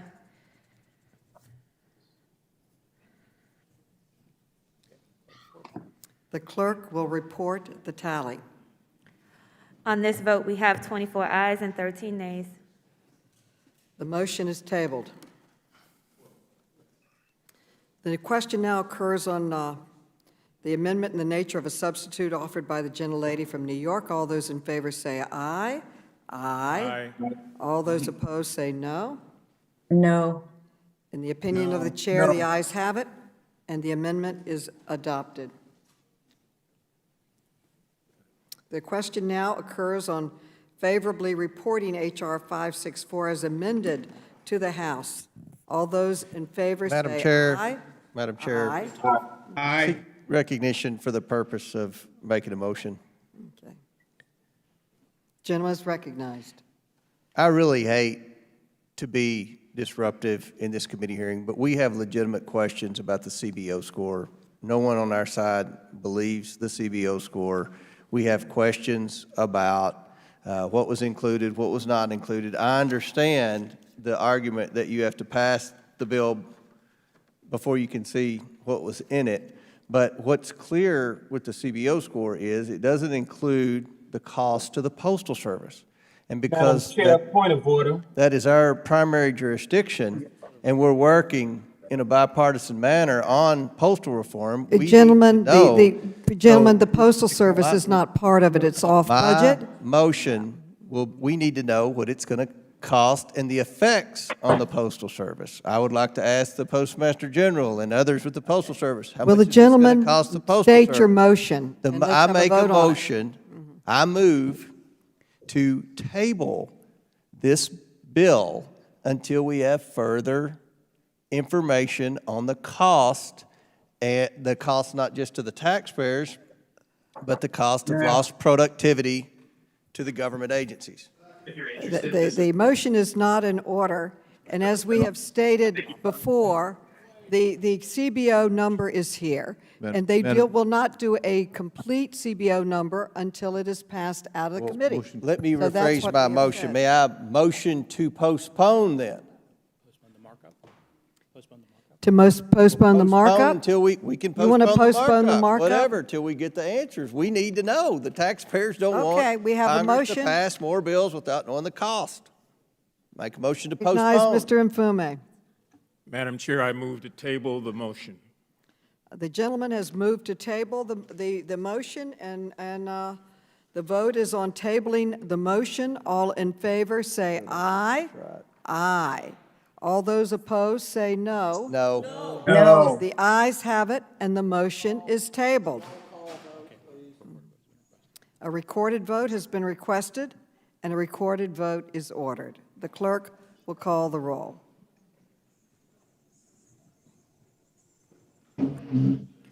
Ms. Norton? Aye. Ms. Norton votes aye. Mr. Lynch? Mr. Lynch votes aye. Mr. Lynch votes aye. Mr. Cooper? Mr. Cooper votes aye. Mr. Cooper votes aye. Mr. Connolly?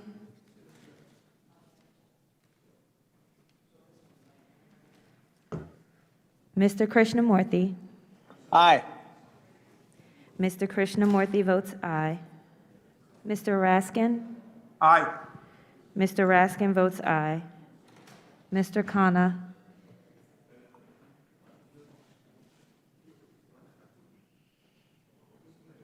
Mr. Mfume? Mr. Mfume votes aye. Mr. Mfume votes aye. Ms. Ocasio-Cortez?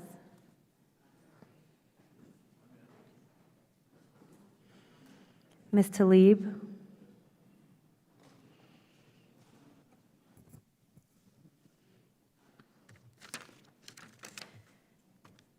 Ms. Porter? Aye. Ms. Porter votes aye. Ms. Bush? Bush votes aye. Ms. Bush votes aye. Mr. Davis? Davis votes aye. Mr. Davis votes aye. Ms. Wasserman Schultz? Ms. Wasserman Schultz votes aye. Mr. Welch? Mr. Johnson?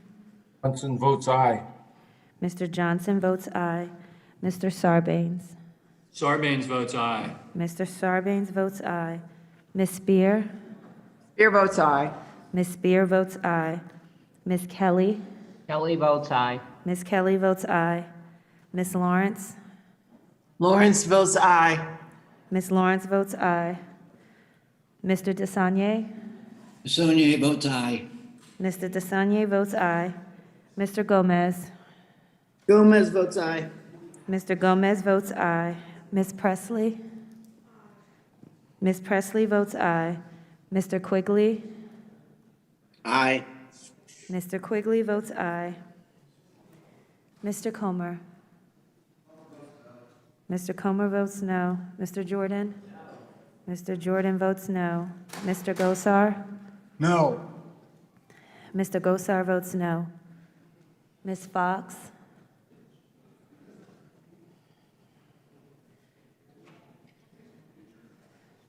Mr. Heiss? Mr. Heiss votes no. Mr. Grothman? Mr. Grothman votes no. Mr. Cloud? Mr. Cloud votes no. Mr. Gibbs?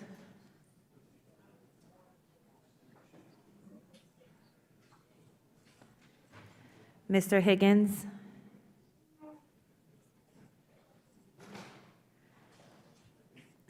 Mr. Norman? Mr. Norman votes no. Mr. Sessions? No. Mr. Sessions votes no. Mr. Keller? Mr. Keller votes no. Mr. Biggs? Mr. Biggs votes no. Mr. Clyde? No. Mr. Clyde votes no. Ms. Mace?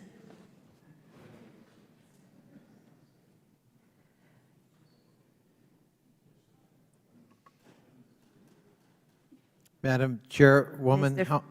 I'm sorry. Mr. Franklin? Mr. LaTurner? Mr. Fallon? Mr. Fallon votes no. Ms. Harrell? Ms. Harrell votes no. Ms. Harrell votes no. Mr. Donalds? Mr. Donalds votes no. Ms. Maloney?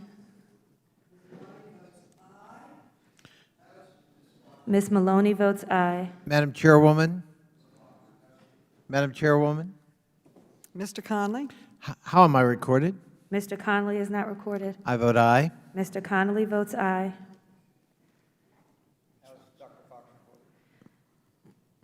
Dr. Fox is not recorded. Dr. Fox votes no. Does anyone else wish to be recorded? How am I recorded? Mr. Khanna? Mr. Khanna is not recorded. I'd like to vote yes. Mr. Khanna votes aye. Who's not recorded? Do we have all people? Does anyone else wish to be recorded?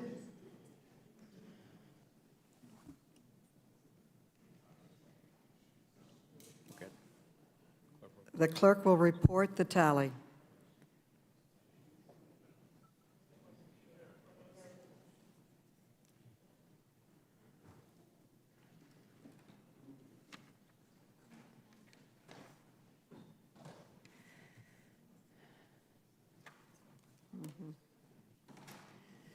On this vote, we have 22 ayes and 15 nays.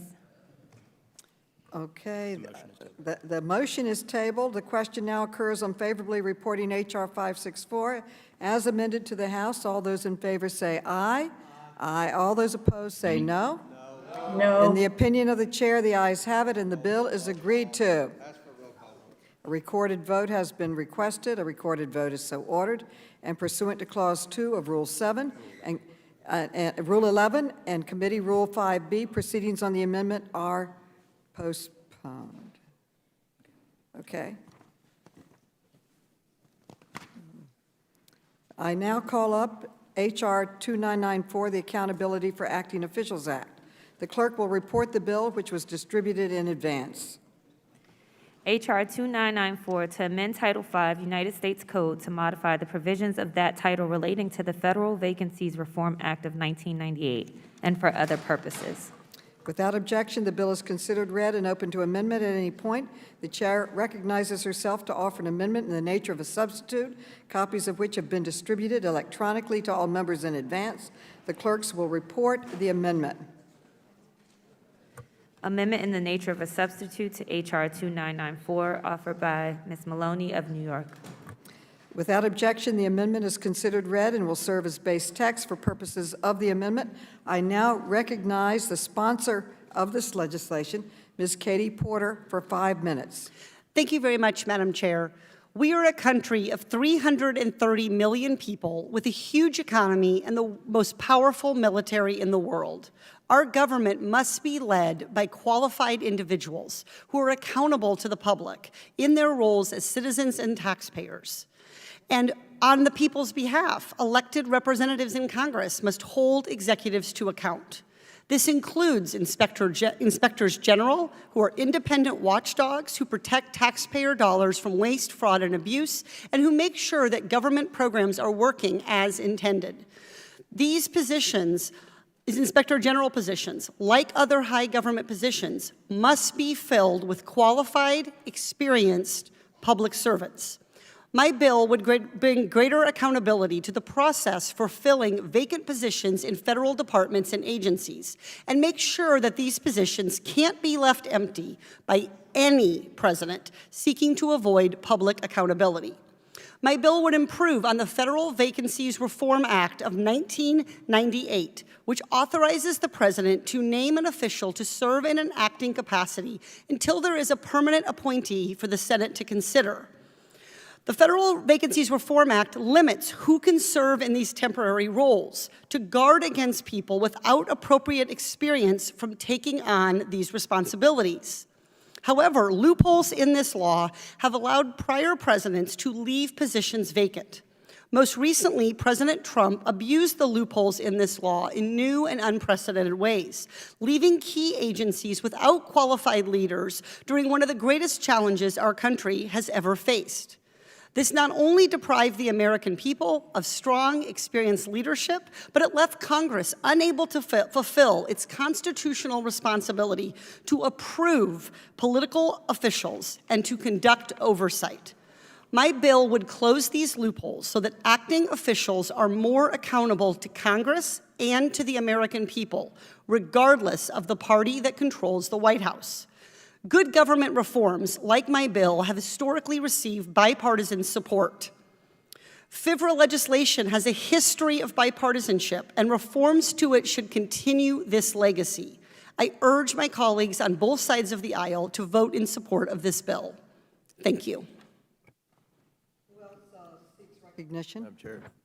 Mr. Comer's now recognized. Thank you, Madam Chair. The sponsor of this bill claims it will improve the process of filling vacancies in top positions in federal agencies, but it will not. And further, it will make it more difficult for a duly elected president to carry out his constitutional duties.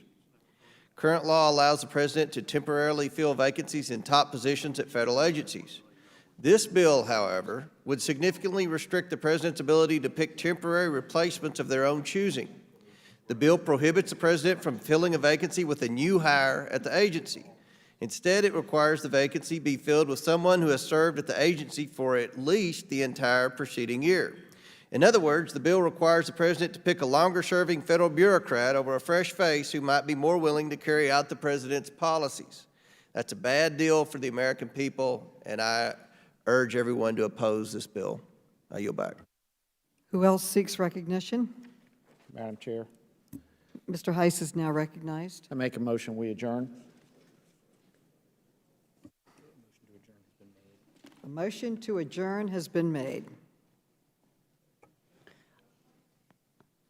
Ms. Porter, I move to lay the motion on the table. a motion to lay it on the table Point of order. has been, Motion to adjourn is not able to be placed on the table. okay. A motion to adjourn has been laid on the table. Madam Chair, point of order. Yes. A motion for adjournment is not debatable, not substitutable, and you cannot provide a subsidiary motion to a motion to adjourn. All right.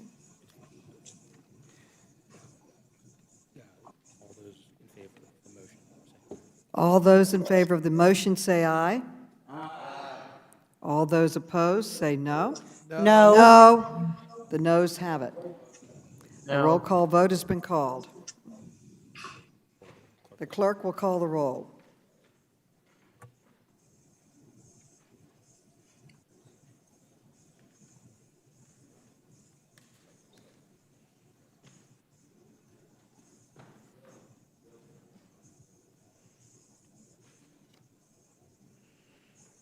Ms. Norton? Ms. Norton votes no. Ms. Norton votes no. Mr. Lynch?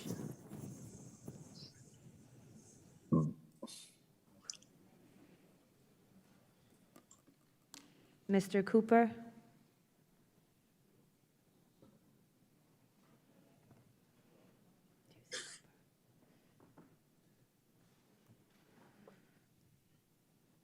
Mr. Connolly? Mr. Connolly votes nay. Mr. Connolly votes no. Mr. Krishnamurthy? No. Mr. Krishnamurthy votes no.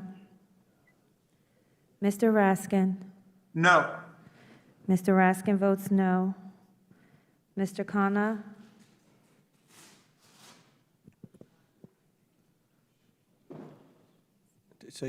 I'm sorry, which name did you say? Mr. Khanna? I vote yes. Mr. Khanna? Oh, Mr. Mfume?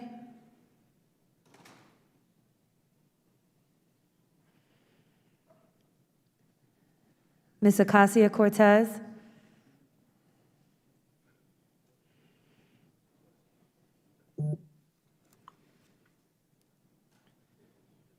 Ms. Tlaib?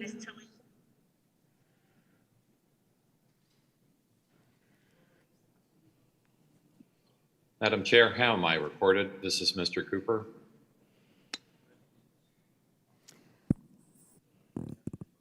You are not recorded. So, Mr. Cooper is not recorded, correct? Correct. Okay, Mr. Cooper votes aye.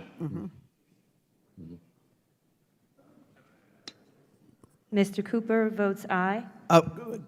Could I just clarify, Madam Chairwoman? The motion before us is a motion to adjourn. Is that correct? Right, it is a motion Mr. to Cooper votes adjourn. no. Mr. Cooper votes no. Yeah, sorry. Mr. Cooper votes no. Mr. Khanna? I vote no. Mr. Khanna votes no. Mr. Mfume?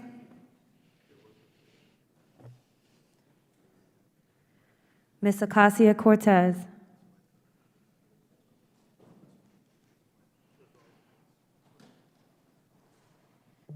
Ms. Tlaib?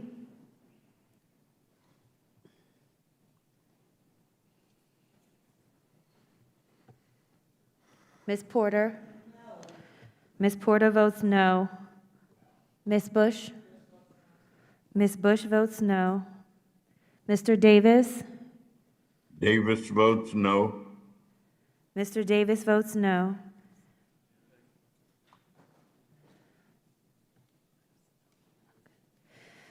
Ms. Wasserman Schultz?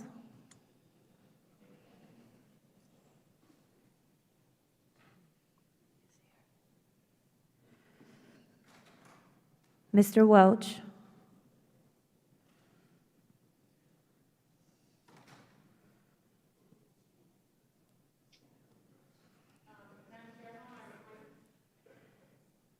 Ms. Wasserman Schultz is not recorded. Ms. Wasserman Schultz votes no. Mr. Welch? Mr. Johnson? Johnson votes no. Mr. Johnson votes no. Mr. Sarbanes? Sarbanes votes no. Mr. Sarbanes votes no. Ms. Spear? Spear votes no. Ms. Spear votes no. Ms. Kelly? Kelly votes no. Ms. Kelly votes no. Ms. Lawrence? Lawrence votes no. Ms. Lawrence votes no. Mr. Desagne? DeSaulnier votes no. Desagne votes no. Mr. Gomez? Mr. Gomez?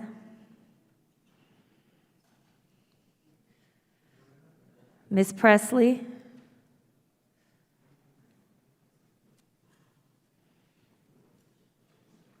Mr. Quigley?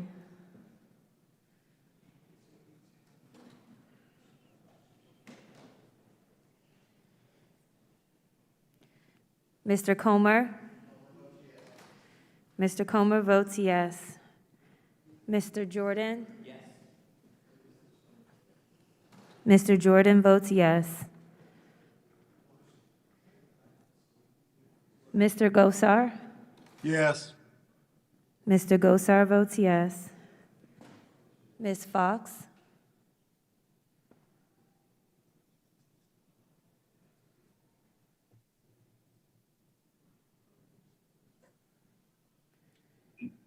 Mr. Heiss? Mr. Heiss votes yes. Mr. Grothman?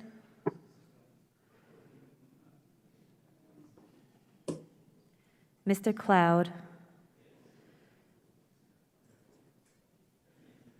Mr. Cloud votes yes.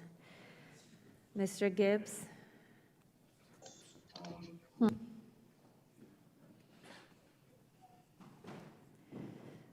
Mr. Higgins?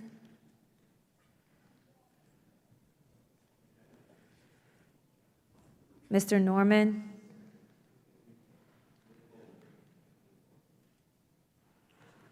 Mr. Sessions?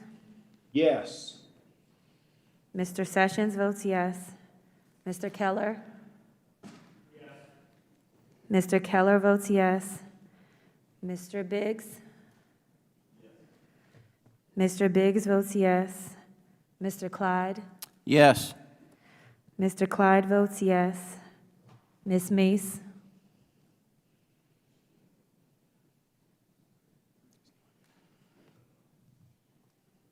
Mr. Franklin?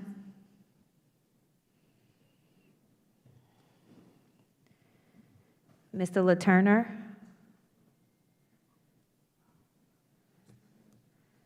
Mr. Fallon?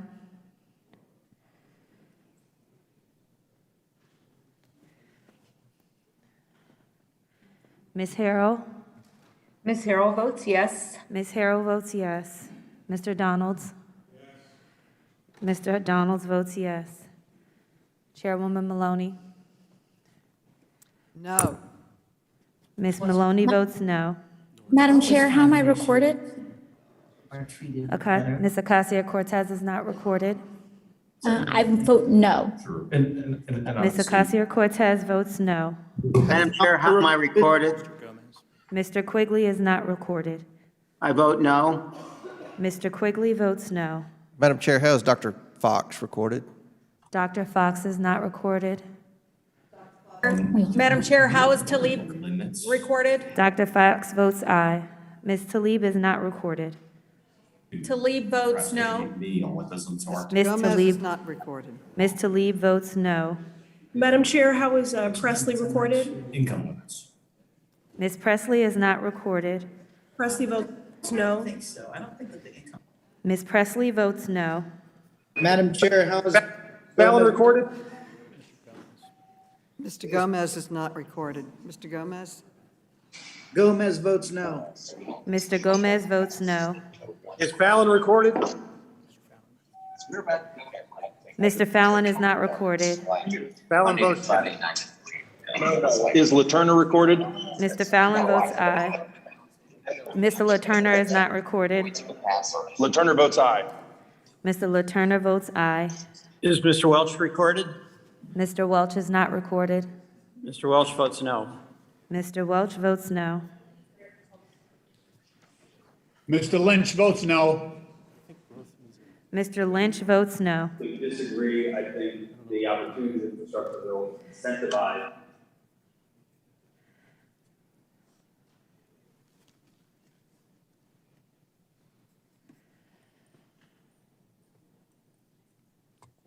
The clerk will report the tally. On this vote, we have 14 ayes and 24 nays. The motion is not agreed to. I now recognize Madam Chair. myself. I now recognize myself. I have a parliamentary inquiry. The inquiry? Yes, a parliamentary inquiry. We now realize that you can't table a motion to adjourn. So we had a motion to adjourn before the passage of the previous bill. Does that impact, since we're learning as we go here, does that impact at all the vote that we cast previously that we didn't follow parliamentary procedure for?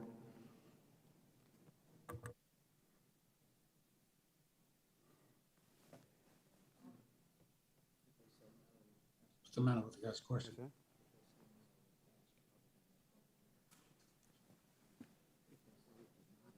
Madam Chairwoman, parliamentary inquiry? Not a proper parliamentary inquiry, but however, we do not believe that this impacts the passage of the bill. What do you base that on, please? How to make that decision? I mean, it appears we're making rules as we go here. Not timely raised. I now recognize myself. Not timely. The I raised it as soon as Would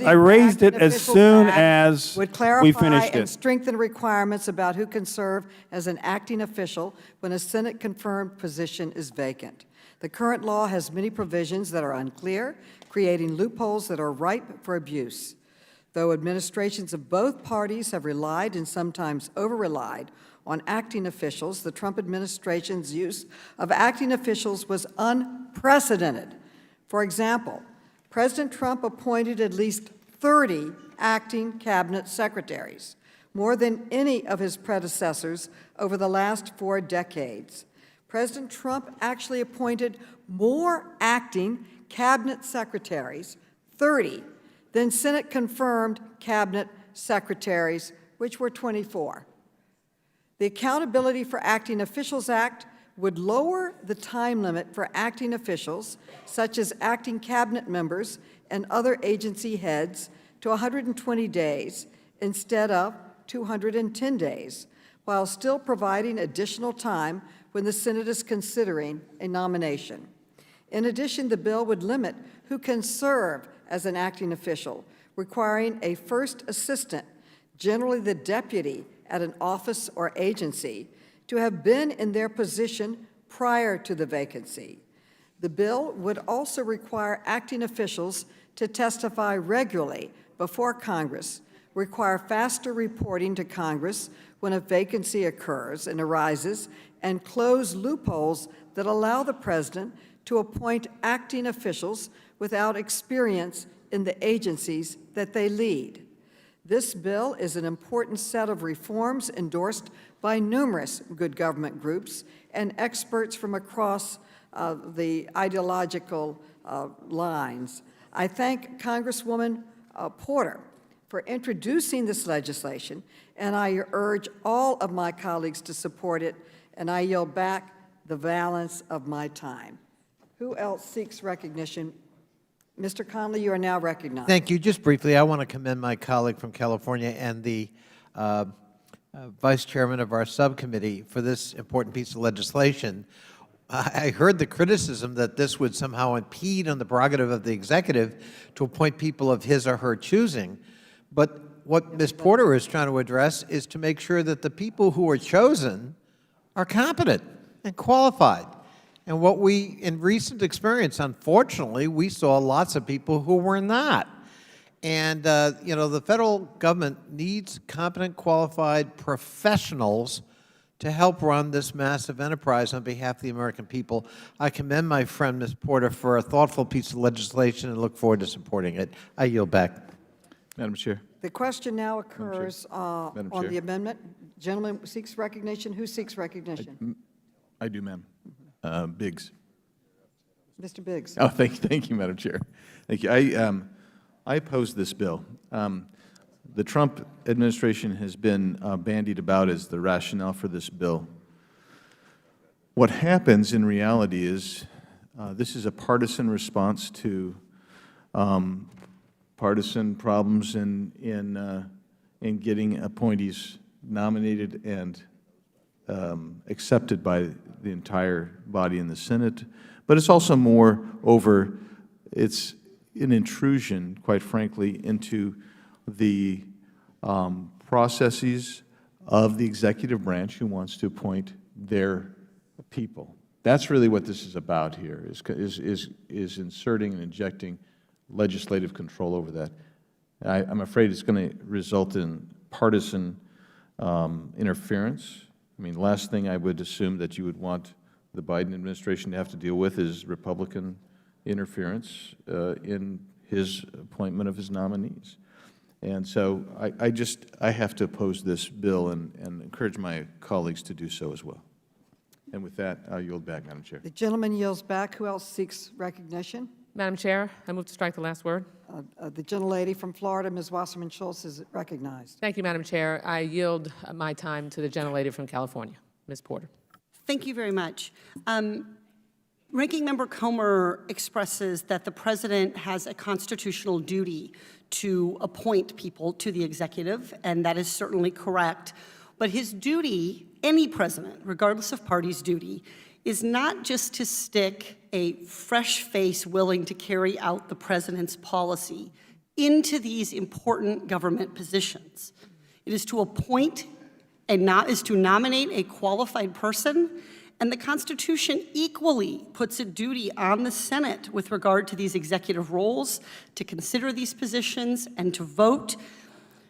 The argument that this is an intrusion into executive processes, I think, misunderstands the important residual constitutional duty on Congress to conduct oversight of the executive.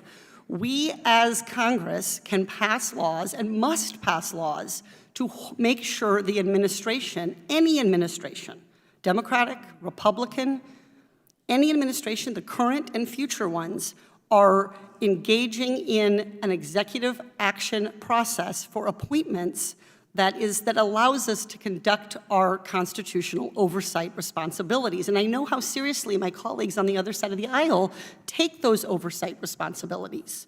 So one of the things that this bill would do is to shorten the time for service for an acting department head from the 210 days in the Federal Vacancies Reform Act to 120 days. And that maintains flexibility for further service when a nomination is pending before the Senate. But it does not allow the President to avoid doing his constitutional duty of putting this before the Senate and allowing the Senate to consider. When there is an acting official in place, and my colleagues are correct that sometimes acting officials will be necessary, what this bill does is require that those acting officials testify at least once every 60 days before Congress, before the relevant committees of jurisdiction, so that we can conduct our constitutionally required oversight. So this bill, this amendment to the Federal Vacancies Reform Act, is designed to address and strengthen the historic bipartisan concern of Congress that we have a constitutional obligation to do appropriate oversight of executive officials and to make sure that executive officials nominated or appointed and not yet confirmed by the Senate are qualified, are experienced, and are free from conflict. And that's exactly what this bill does. I yield back. The gentlelady yields back. Who else recognizes you? Mr. Dobson is recognized. Thank you, Madam Chair. Members, this is a bad bill, very simple, very straight to the point. First of all, this bill is a violation of separation of powers. The President has the authority to appoint, even if it's in a temporary capacity, whoever the President chooses to appoint. It is not the role of Congress to put prerequisites on political appointees. The Senate has the ability, through advice and consent, to vote down the nominee by the time it gets to the Senate. But that's the Senate's purview. The House has no role in this. If this committee wants to actually engage in oversight, let's engage in oversight. Let's do it all the time. But let's not play this Monday morning quarterback stuff with President Trump's nominees, which is basically what this is about. If you want to take a look at the current appointees, let's do that. If you want to look at what the President's currently doing right now, let's do that. But to sit here and say that we're going to tell the President, any President, no matter what party you're from, that you can only appoint somebody who had a year's worth of experience in that federal agency, to me, is a gross violation of the President's rights and duties to actually staff the executive branch. Now, I will also say this. If Congress, especially this committee, wants to go through the process of actually beginning to take back a lot of the congressional powers that this House and the Senate collectively have given over to the executive branch, let's do that. I'm all for it. Let's bring all the bills and start pulling back federal powers that should actually reside in Congress. But the one power we don't have, especially in the House, is to tell the President who and who he cannot appoint, or she for that matter, based upon their level of service in a federal agency. Every president has that ability. They have that right. They are duly elected by the people of this country. It is not Congress's job to tell any president who they can or cannot staff. It's definitely not the House's. The Senate can vote those people down, but that's where it stops right then and there. We should actually continue to follow the Constitution, not usurp it with this bill. This is a bad bill, and everybody should vote no. Madam Chairwoman? Mr. Conley. Move to Madam strike. Chair. Move to strike the last word. The gentleman is recognized. Thank you. I think we just heard from the gentleman from Florida one of the most extraordinary abrogations of the role of the legislature I've ever heard. Apparently, Article 1 of the Constitution does not apply. Apparently, only Article 2 applies, and those powers are apparently close to unlimited. It is the prerogative, indeed the duty, of the legislative branch under Article 1 of the Constitution of the United States, read the Federalist Papers, to circumscribe the powers of the executive. And in fact, it is absolutely within our prerogative to circumscribe the powers that are associated with the executive in terms of appointive powers. We give him broad latitude, but not unlimited latitude. And that's what I just heard from our colleague from Florida. I think that's a very dangerous road to go down. And someday, my friends on the other side of the aisle, if they go down that road, may live to regret it. Ironically, Ms. Porter's bill, if it were applied today, the key example, I believe, Ms. Porter, would be at OMB. We don't have an OMB director. We have a deputy who's acting. And in fact, this would apply to her, a Biden appointee, not a Trump appointee.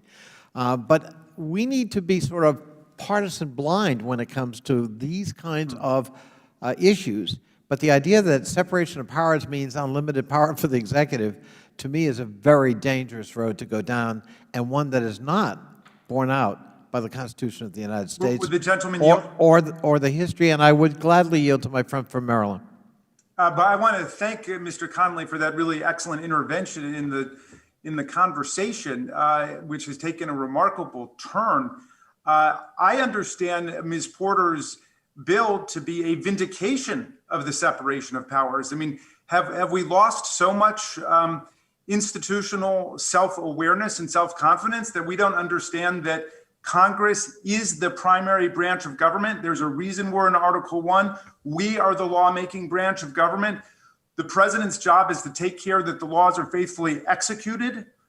And if a president decided under this extremist unitary executive theory that he just wanted to have acting cabinet officials and acting directors all over the government, then these people would say, yeah, go ahead, he can do it. That's up to the president. And it's hard to think of a greater betrayal of the real constitutional design than that. So I'm thrilled that Ms. Porter's legislation is restoring the proper balance of power and making sure that the president is taking care that the laws are faithfully executed and not circumventing the Constitution and the proper role of the Senate in advising and consenting and passing upon executive branch appointments. So the idea that the House has nothing to do with it, again, cuts against centuries of understanding of the role that bicamerally the House and the Senate play together in terms of defining the functions of the executive branch of government. Again, we are the lawmaking branch. And the Article 1 establishes our broad power to regulate commerce domestically and internationally, to declare war, to impose taxes, budgets, on and on and on. The president's core job is to take care that the laws that we pass are faithfully executed. And the last administration completely distorted the constitutional design to the point where we had a president of the United States saying he would not cooperate with any oversight requests. So He would not comply with any of our document requests, and he wouldn't send anybody to testify. Reclaiming my time, Mr. Raskin, if I could ask you a question. Yes, by all means. To your point, for example, the separation of powers.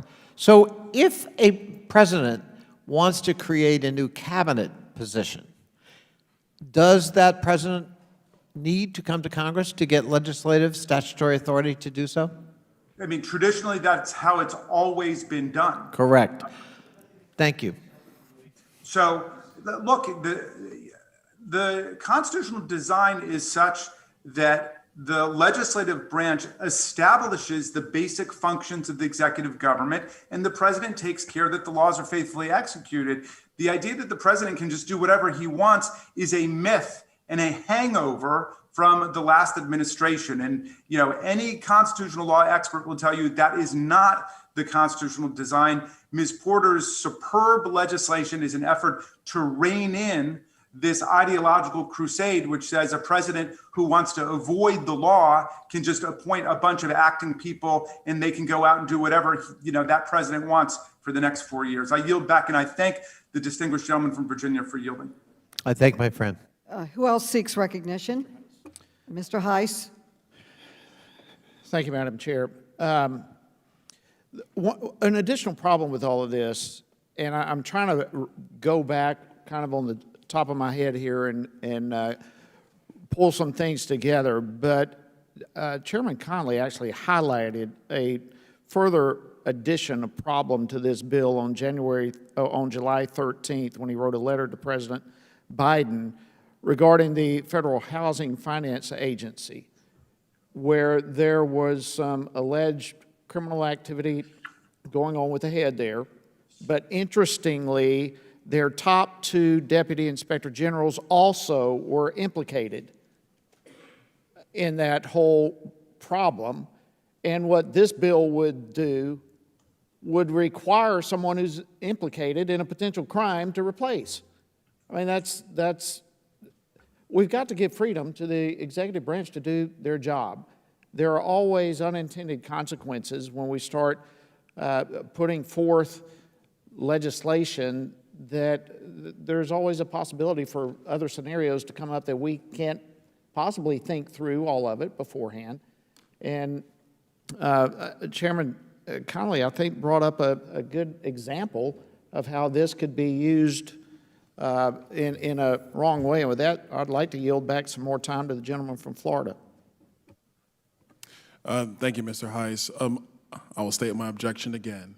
There is nothing in the Constitution that states that the House has prerogatives about putting prerequisites on who the president should actually be allowed to appoint to a cabinet position. Period, full stop. Secondarily, if we're concerned about actually making sure that the president faithfully executes the laws of our nation, look no further than the southern border, folks. We got major problems down there. It doesn't look like they're being faithfully executed. Who else seeks recognition? Madam Chair. Question?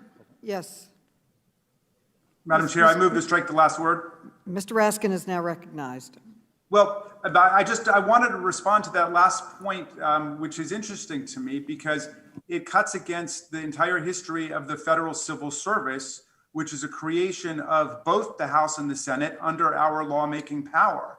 And so on that theory, the entire civil service would be unconstitutional because the House of Representatives would have acted illegitimately to put its imprint on job requirements at every level of the executive branch of government. So please explain what I'm missing there.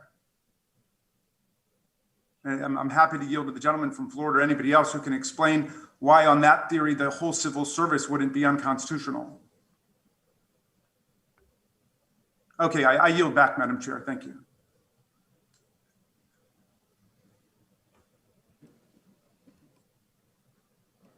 Okay, the gentleman made, we are fortunate to have a professor of constitutional law with us, Mr. Raskin. Thank you for your statement. And the president has a constitutional point to appoint, but the Senate has the responsibility to confirm. Yet he appointed more people than the Senate even confirmed. I support the gentlelady's legislation. I think it's important. The question now occurs on the amendment and the nature of the substitute offered by the gentleman from New York. All those in favor say aye. Aye. All those opposed say no. No. In the opinion of the chair, the ayes have it. Madam Chair, request a roll call. A recorded vote. Pardon me? Oh, is the ANS? I'm sorry. I'll save that up. I'll save that one, Madam Chair. The question now occurs on favorably reporting H.R. 2994 as amended to the House. All those in favor say aye. Aye. Aye. All those opposed say no. No. No. In the opinion of the chair, the ayes have Madam it, Chair. and the bill is agreed to. Recorded vote request. A recorded vote has been requested. A recorded vote is so ordered, and pursuant to Clause 2 of Rule 11 and Committee Rule 5B, proceedings on the amendment are postponed. Okay. We now call up 4448, the Administrative Law Judge Competitive Service Restoration Act. The clerk will report the bill, Madam which was Chair. distributed in advance. I raise the question of consideration. You raise a question on the consideration. Yes, Bill? Madam Chair. Okay. Look at you, using all the Raise it. knobs right. Come on. I did. It's not debatable.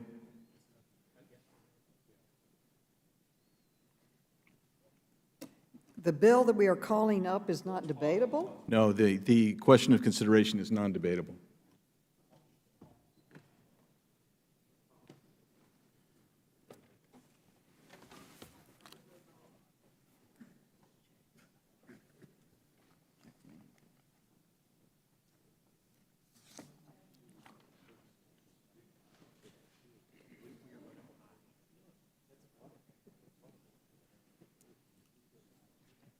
What is this?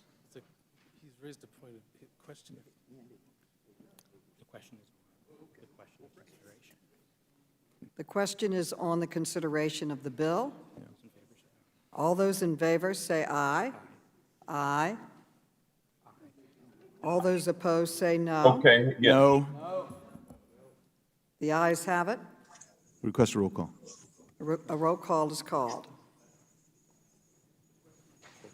A recorded vote has been requested. A recorded vote is ordered.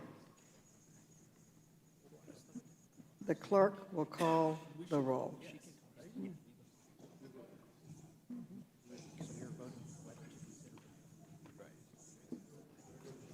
Madam Chair, just for clarification of what we're voting on, the matter of consideration is, do we wish to consider the bill you've called? Yes. Thank you.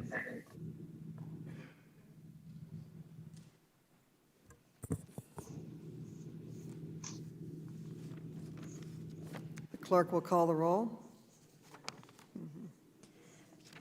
Ms. Norton? Ms. Norton votes aye. Ms. Norton votes aye. Mr. Lynch?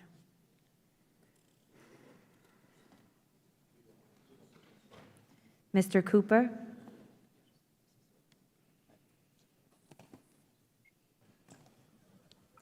Mr. Connolly? Aye.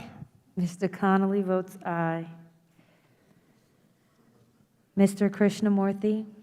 Aye. Mr. Krishnamurthy votes aye.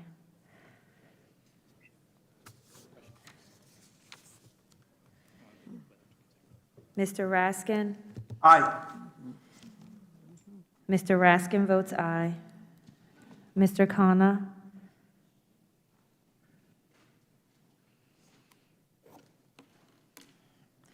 Mr. Mfume?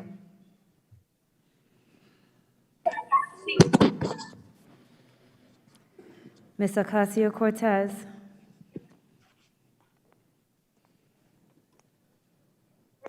Ms. Tlaib?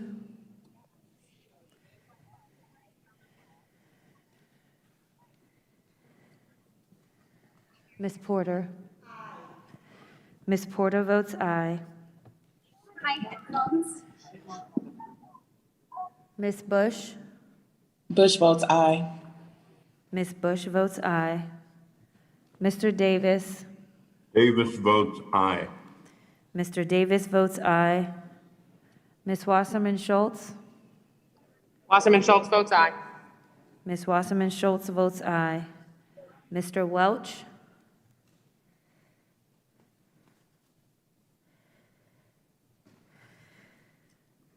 Mr. Johnson? Johnson votes aye. Mr. Johnson votes aye. Mr. Sarbanes? Sarbanes votes aye. Mr. Sarbanes votes aye. Ms. Spear? Ms. Spear, aye. Ms. Spear votes aye. Kelly, aye. Ms. Kelly? Aye. Ms. Kelly votes aye. Ms. Lawrence?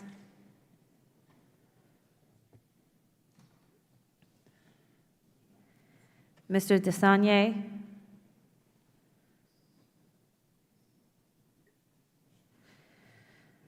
Mr. Gomez?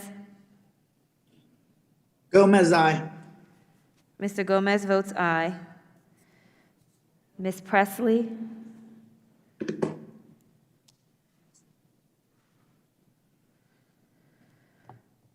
Mr. Quigley?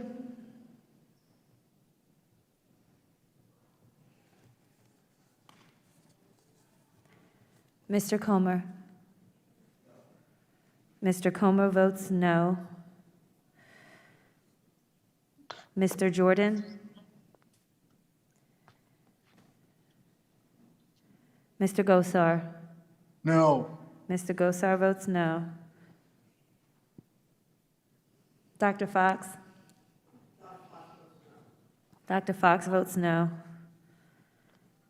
Mr. Heiss? Mr. Heiss votes no. Mr. Grothman?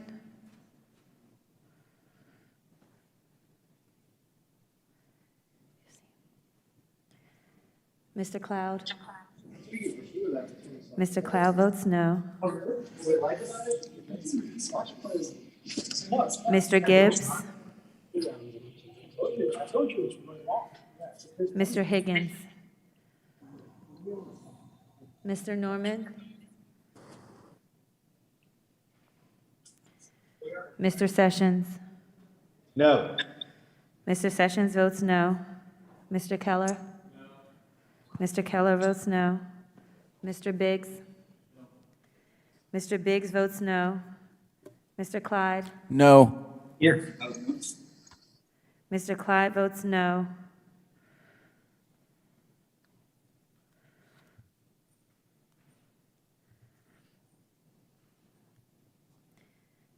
Ms. Mace?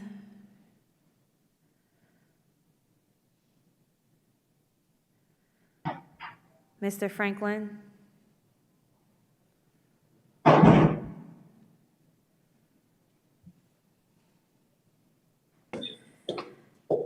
Mr. LaTurner? No. Mr. LaTurner votes no. Mr. Fallon? Mr. Fallon votes no. Ms. Harrell? Ms. Harrell votes no. Ms. Harrell votes no. Mr. Donalds? Mr. Donalds votes no. Ms. Maloney? Ms. Maloney votes aye. Madam Chair, how am I recorded? How is Talib recorded? And how is Welch recorded? How is Lawrence recorded? I'm going to go down the list. Mr. Lynch? Mr. Lynch votes aye. Mr. Lynch votes aye. Mr. Cooper? Mr. Khanna? I vote no. Mr. Wait, Khan- yes, 1 second. I vote yes. Vote yes. Mr. Khanna votes aye. Mr. Mfume? Ms. Acacia-Cortez?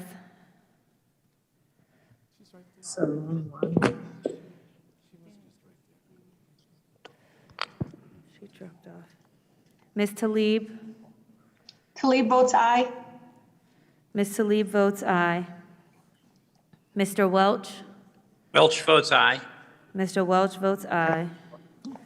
Ms. Lawrence? Wait a minute, wait. Lawrence vote aye. Ms. Lawrence votes aye. Mr. Desagne? DeSaulnier votes aye. Mr. Desagne votes aye. Ms. Presley? Mr. Quigley? Mr. Jordan? Mr. Jordan votes no. Mr. Grothman? Say it again. Can you hear me? No. Mr. Grothman votes no. Okay, can I go back then? Mr. Gibbs? Mr. Higgins? Mr. Norman? Ms. Mace? Mr. Franklin? Pretty decent. Immigration, which is huge, and it's the full amount for the 5.5 million immigrants, which is enormous. Climate is difficult to suss out.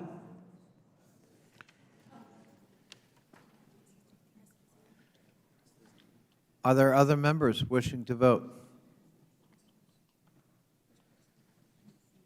And of course, Medicare expansion. Please mute.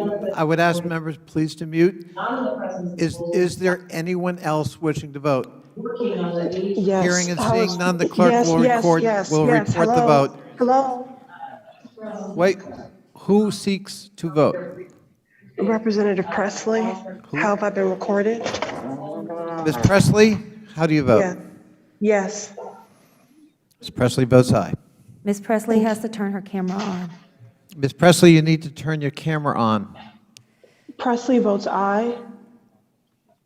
Can we see Ms. Presley? Presley votes aye. Ms. Presley votes aye. Is there anyone else wishing? Mr. Chair, how am I recorded? Mr. Sarbanes. Mr. Sarbanes is recorded as aye. Thank you. Ms. Fox, Dr. Fox, do you seek to vote? Yes, Dr. Fox votes no. Dr. Fox votes no. She's already recorded. Is there anyone else seeking to vote? Seeing and hearing none, the clerk will report the vote.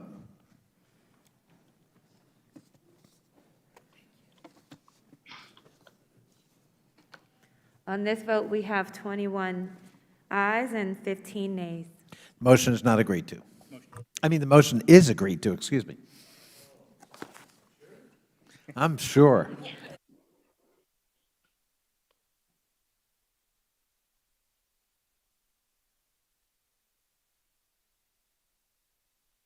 Clerk will report the bill which was distributed in advance, H.R. 4448. H.R. 4448 to restore administrative law judges to the competitive service and for other purposes. Without objection, the bill is considered read and open to amendment at any point. The chair recognizes herself to offer an amendment in the nature of a substitute, copies of which have been distributed electronically to all members in advance. The clerk will report the amendment. Amendment in the nature of a substitute to H.R. 4448, offered by Ms. Maloney of New York. Without objection, the amendment is considered read and will serve as base text for purposes of amendment. I now recognize the sponsor of the legislation, Mr. Conley, for 5 minutes. I thank the chair, and thank you for bringing up my bipartisan bill, H.R. 4448, the Administrative Law Judges Competitive Service Restoration Act. Approximately 2,000 administrative law judges currently serve in agencies across the executive branch, adjudicating administrative proceedings that affect critical issues like labor relations, public health, Social Security benefits, and national security. For decades, ALJs were previously hired through a competitive service appointment process that was administered through the Office of Personnel Management. Because this process was run by an agency that was considered independent of the hiring agency, it helped to ensure that the pool of available ALJs was both qualified and impartial. In July of 2018, however, Executive Order 13843 removed them from the competitive service and placed them into the accepted service outside of the reach of normal hiring and employment protections and not subject to requirements for minimum qualifications. This change to the ALJ appointment process stemmed from an inaccurate interpretation of the Supreme Court's decision in Lucia versus Securities and Exchange Commission. It exposed the impartial judges that determine the outcomes of disputes regarding labor relations and claims for Social Security and public health benefits to political influence, degraded the quality of work ALJs do, and undermined faith in vital government programs. For example, a president could now install like-minded ALJs who endorse the administrative decisions of the Social Security Administration, denying disability benefits and thwarting appeals from older Americans who rely on SSA for their livelihoods. The move also circumvents congressional prerogatives and responsibilities under Article I. In Lucia, the Supreme Court ruled ALJs to be officers of the United States subject to the Appointments Clause of Article II of the U.S. Constitution. The Appointments Clause specifically requires the President to appoint principal officers, but it authorizes Congress to vest the appointment of inferior officers as they think proper in the President alone, in the courts of law, or in the heads of department. Importantly, ALJs are considered inferior officers. Congress, therefore, has a critical role to play in responding to the Supreme Court's decision in Lucia. The ALJ Competitive Service Restoration Act of 2021 is a bipartisan bill that would establish ALJs as members of the competitive civil service who are appointed by the heads of executive departments or agencies and who meet minimum qualifications. Such qualifications include a license to practice law in the United States or its territories and 7 years of applicable experience adjudicating administrative law. The ALJ Competitive Service Restoration Act would ensure that federal administrative law judges have the acumen and impartiality needed to rebuild trust in federal agencies and provide individuals a fair opportunity to appeal agency determinations. The International Federation of Professional and Technical Engineers and 23 other organizations have endorsed this bill.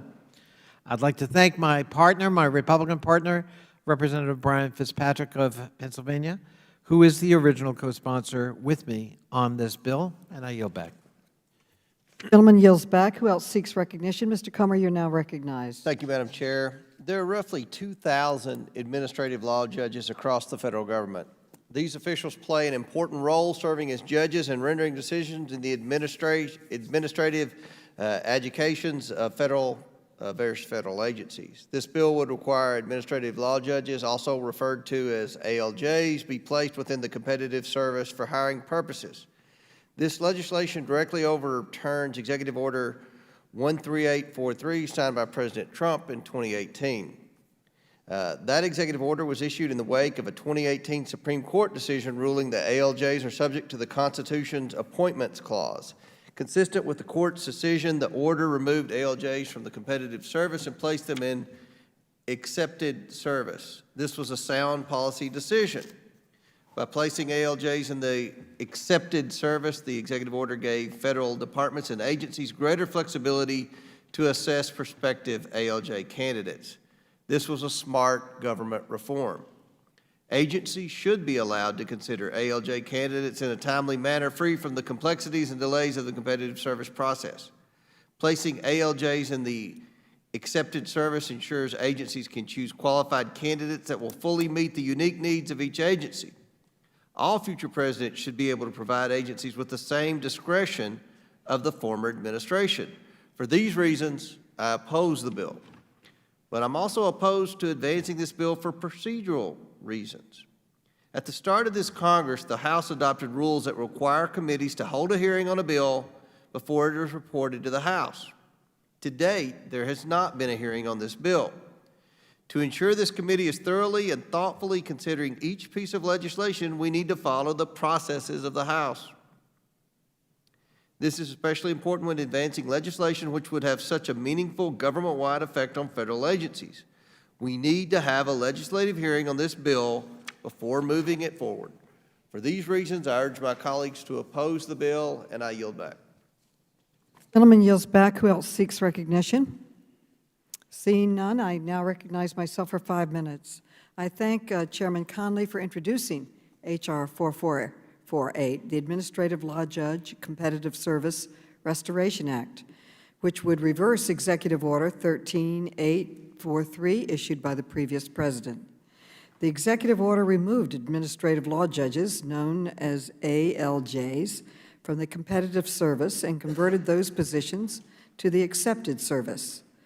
This executive order was one in a string of attempts by the previous administration to undermine the civil service and eliminate workplace protections by making it easier to remove federal employees it viewed as insufficiently loyal to the president. The action effectively politicized ALJs, who are intended to make rulings free of partisan pressure. Many federal agencies depend on the decisions issued by the 2,000 ALJs, including the Social Security Administration, Department of Labor, and SEC. This bill would reverse the damage the previous administration did by establishing hiring standards for ALJs, including professional licenses to practice law and a minimum of 7 years of relevant experience. The head of an executive agency would hire ALJs from candidates that the Office of Personnel Management has concluded have met the necessary requirements. It reestablishes the previous system, restoring ALJs to the competitive system and service. Where appropriate, any ALJ that is currently part of the accepted service will be converted back to the competitive service. I urge my colleagues to join me in supporting this vitally important bill, and I yield back. Does anyone else seek recognition? The question, seeing none, the question now occurs on the amendment in the nature of a substitute. All those in favor say aye. Aye. Aye. All those opposed say no. No. No. In the opinion of the chair, the ayes have it, and the amendment is adopted. The question now occurs on favorably reporting H.R. 4448 as amended to the House. All those in favor say aye. Aye. All those opposed say no. No. No. In the opinion of the chairs, the ayes have it. The bill is agreed to. Okay. And H.R. 3. I now call up H.R. 3533, the Federal Career Opportunities and Computer Science Work Act. The clerk will report the bill, which was distributed in advance. H.R. 3533, to establish occupational series for federal positions in software development, software engineering, data science, and data management, and for other purposes. Without objection, the bill is considered read and open to amendment at any point. The chair recognizes herself to offer an amendment in the nature of a substitute, copies of which have been distributed electronically to all members in advance. The clerk will report the amendment. Amendment in the nature of a substitute to H.R. 3533, offered by Ms. Maloney of New York. Without objection, the amendment is considered read and will serve as the base text for purposes of amendment. I now recognize the sponsor of the bill. Mr. Welch is. So I now recognize myself for 5 minutes. The bill would require the Office of Personnel Management to update or establish occupational series for federal government positions in software development, software engineering, data science, and knowledge management.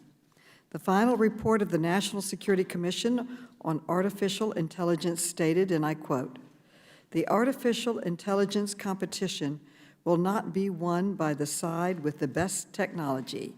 It will be won by the side with the best, most diverse, and tech-savvy talent," end quote.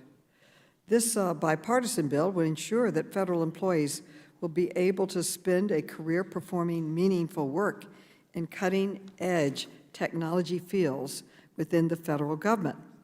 This is an important step in helping federal agencies recruit, hire, and retain top technical talent. I urge my colleagues to support this important bill, and I yield back. Who else seeks recognition? Mr. Comer, you are now recognized. Thank you, Madam Chair. In a world that relies on digital technologies, the federal government needs to be able to hire and attract the right talent. Yet the federal government's current recruiting efforts related to computer technologies too often focus on research and development skills and not enough on practical applications of that specialized knowledge. The ability to recruit and retain qualified software and data professionals is increasingly important, particularly as our government and private sector must withstand more frequent and sophisticated cybersecurity threats. The National Security Commission on Artificial Intelligence released their final report earlier this year and found that, quote, "digitally talented people should be able to reasonably expect to spend a career performing meaningful work focused on their field of expertise in government," end quote. The report goes on to recommend that new federal career fields in digital technologies be established by creating new civilian occupational series for software development, software engineering, knowledge management, and data science.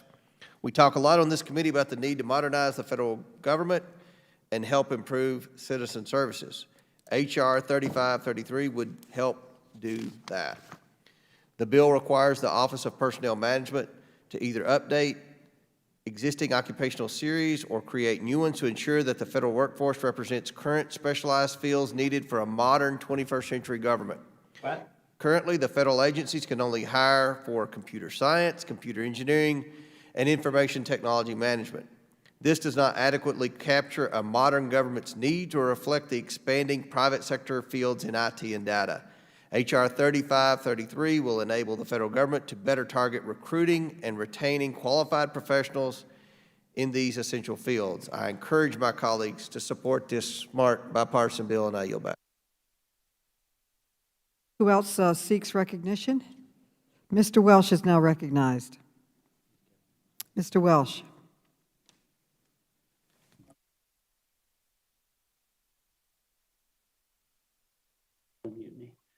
Thank you very much, Madam Chair. This bill, as you know, directs the OPM to create occupational series for computer science related positions. It includes software engineer, software development, and also data science and data management. And it has to do that within 9 months. As you know, based on recommendations from the National Security Commission on Artificial Intelligence, a report they did, which the Oversight Committee held a hearing on, there are real issues about retention, skill development, continuing education, and the limited pool of candidates. So this is important, obviously, to all of us. So the federal government, we all know, has to do more to recruit and retain software and data science experts. this is going to become an increasingly challenging problem. I introduced HR 3533 with Representative Jay Obernolte from California, and I really appreciate his participation and leadership on this. And it does direct this legislation, OPM, to create occupational series for software engineering, software development, data science, and data management within 9 months. Thank you very much, Madam Chair, and I yield back. Gentleman yields back. Who else seeks recognition? Seeing no one else seeking recognition, the question now occurs on the amendment in the nature of a substitute. All those in favor say aye. Aye. Aye. All those opposed say no. In the opinion of the chair, the ayes have it, and the amendment is adopted. The question now occurs on favorably reporting H.R. 3533 as amended to the House. All those in favor say aye. Aye. Aye. All those opposed say no. In the opinion of the chair, the ayes have it, and the bill is agreed to.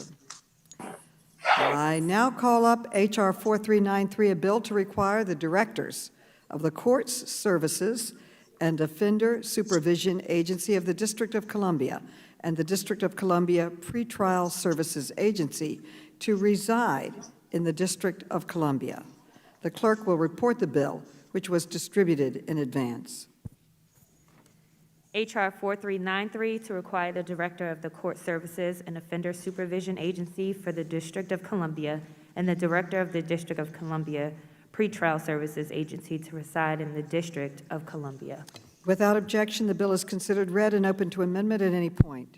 The chair recognizes herself to offer an amendment in the nature of a substitute, copies of which have been distributed electronically to all members in advance. The clerk will report the amendment. Amendment in the nature of a substitute to H.R. 4393, offered by Ms. Maloney of New York. Without objection, the amendment is considered read and will serve as a base text for purposes of amendment. I now recognize the sponsor of the legislation, Ms. Norton, for 5 minutes. Ms. Norton. Thank you, Chairwoman Maloney, and I thank you for marking up my bill today. This bill would require the directors of 2 federal agencies, the Court Services and Offender Supervision Agency for the District of Columbia, known as CISOSA, and the Pretrial Services Agency for the District of Columbia, known as PSA, to reside in the District of Columbia during their terms. Residency requirements for certain government positions are found in federal law, DC law, and the laws of jurisdictions throughout the United States. The primary reason such laws exist is so that government officials have a connection to the residents they serve and in-depth knowledge of the unique issues and challenges faced by those residents. CISOSA and PSA are federal agencies that focus exclusively on the District of Columbia. CISOSA supervises offenders on probation, parole, and supervised release under DC law. PSA makes recommendations regarding pretrial release and supervises defendants for the Superior Court of the U.S. and the U.S. District Court for the district. The directors of CISOSA and PSA should be required to be DC residents since they serve only DC. While current directors of these agencies do not live in DC, the bill would not apply, and I repeat, would not apply to directors in office upon enactment. Congress has justifiably required that certain federal officials live in the jurisdictions to which they are appointed, including U.S. District Court judges, U.S. Marshals, and U.S. attorneys. Similarly, Congress, which controls the local DC court system, has justifiably required local DC judges and members of the DC Judicial Nomination Commission and the DC Commission on Judicial Disabilities and Tenure to reside in the District of Columbia. There is no reason that the directors of CISOSA and PSA, federal agencies that uniquely serve DC residents, should not also be required to live in the district. These officials need to be part of the community they serve.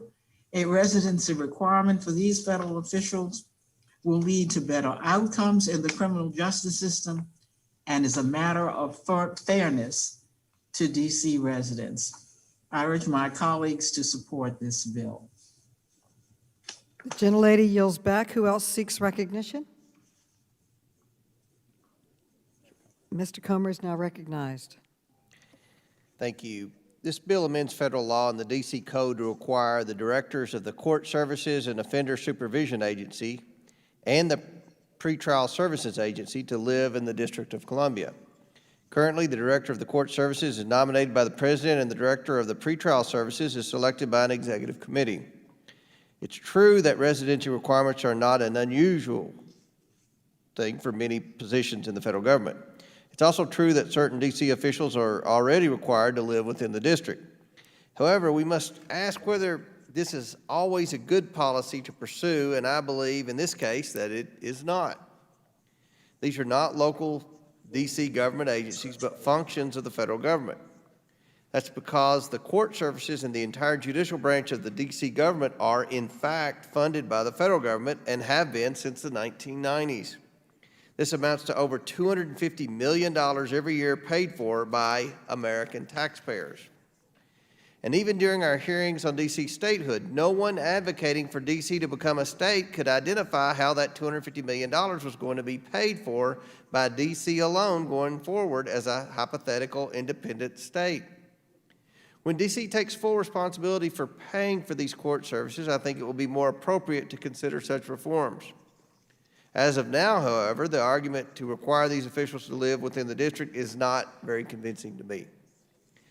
It's not good government for the vibrancy of D.C. It's not good for the vibrancy of D.C., the well-being of the country, or federal employees to be required to live away from the rest of the country. People living in the broader D.C. metropolitan region, which includes Mr. Raskin and Mr. Conley's constituents, are no less capable of serving in the federal government than if they were required to move a few miles closer to the Capitol. I'm hard-pressed to identify a problem that this legislation solves. I therefore recommend a no on this bill. I yield back. Gentleman yields back. Who else seeks recognition? Madam Chair, Yes. I'd like to be clear that DC is intending and fully capable of paying for all services. Once we get statehood, and we're on our way to statehood, we've already had a hearing in the Senate. The House has approved this bill. So the concern about paying for is not relevant.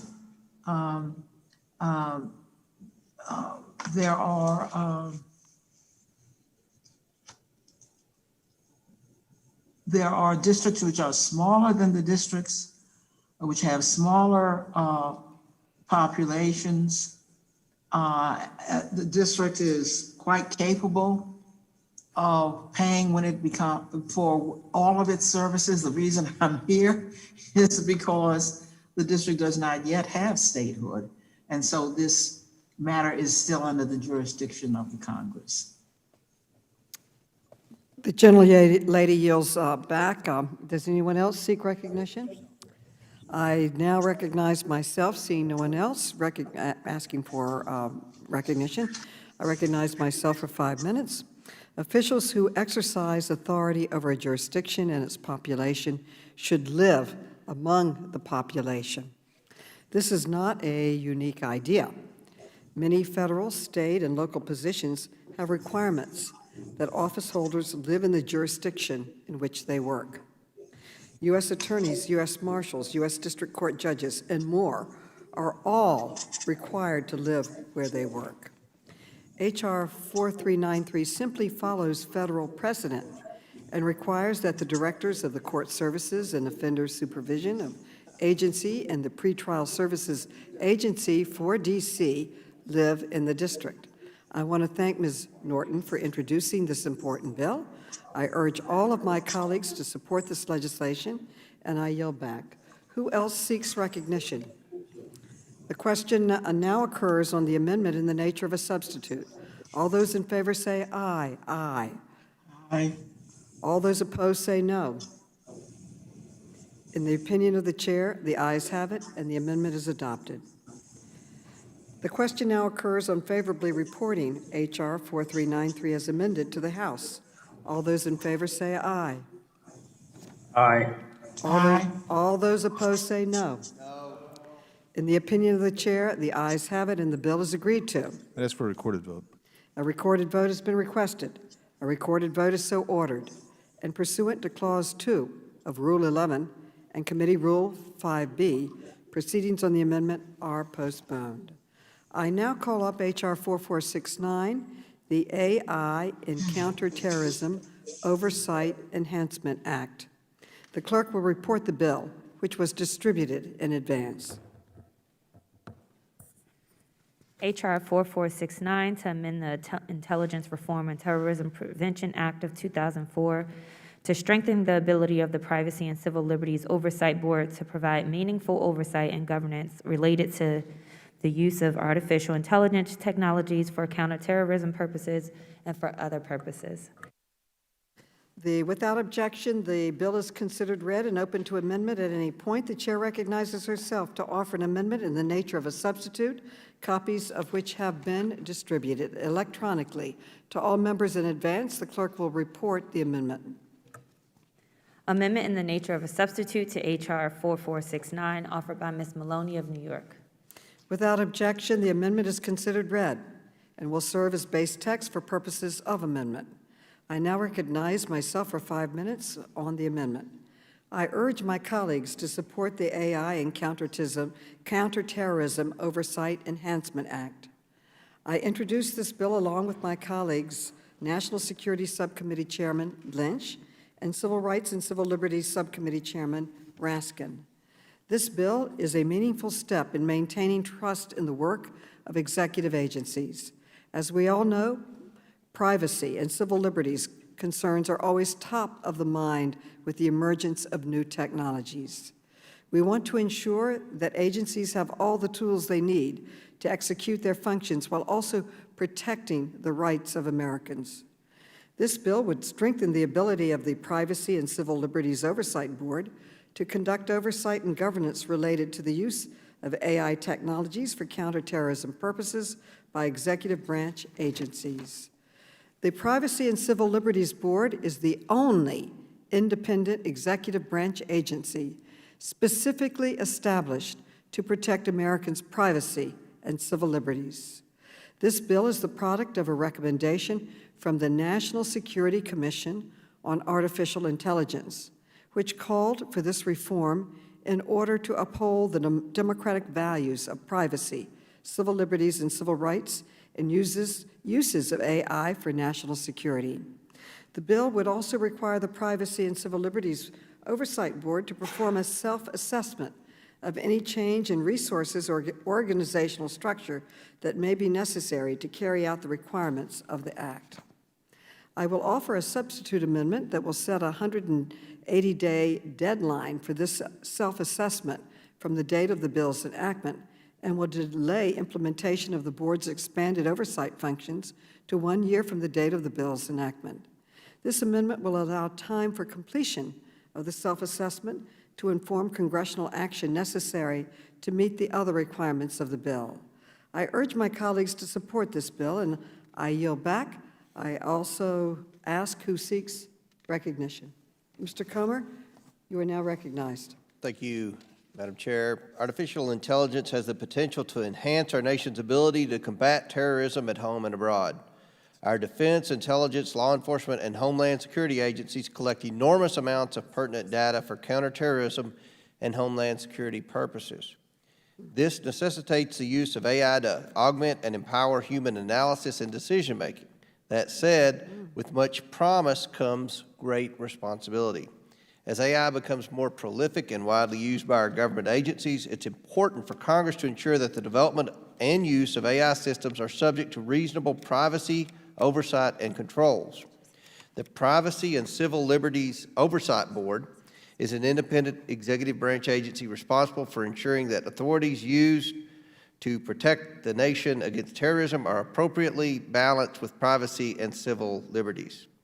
The National Security Commission on Artificial Intelligence recommended that the board be given visibility into AI systems before they are fielded in our national security and intelligence agencies. This smart expansion of privacy and civil liberties oversight board's authority is what H.R. 4469 attempts to do.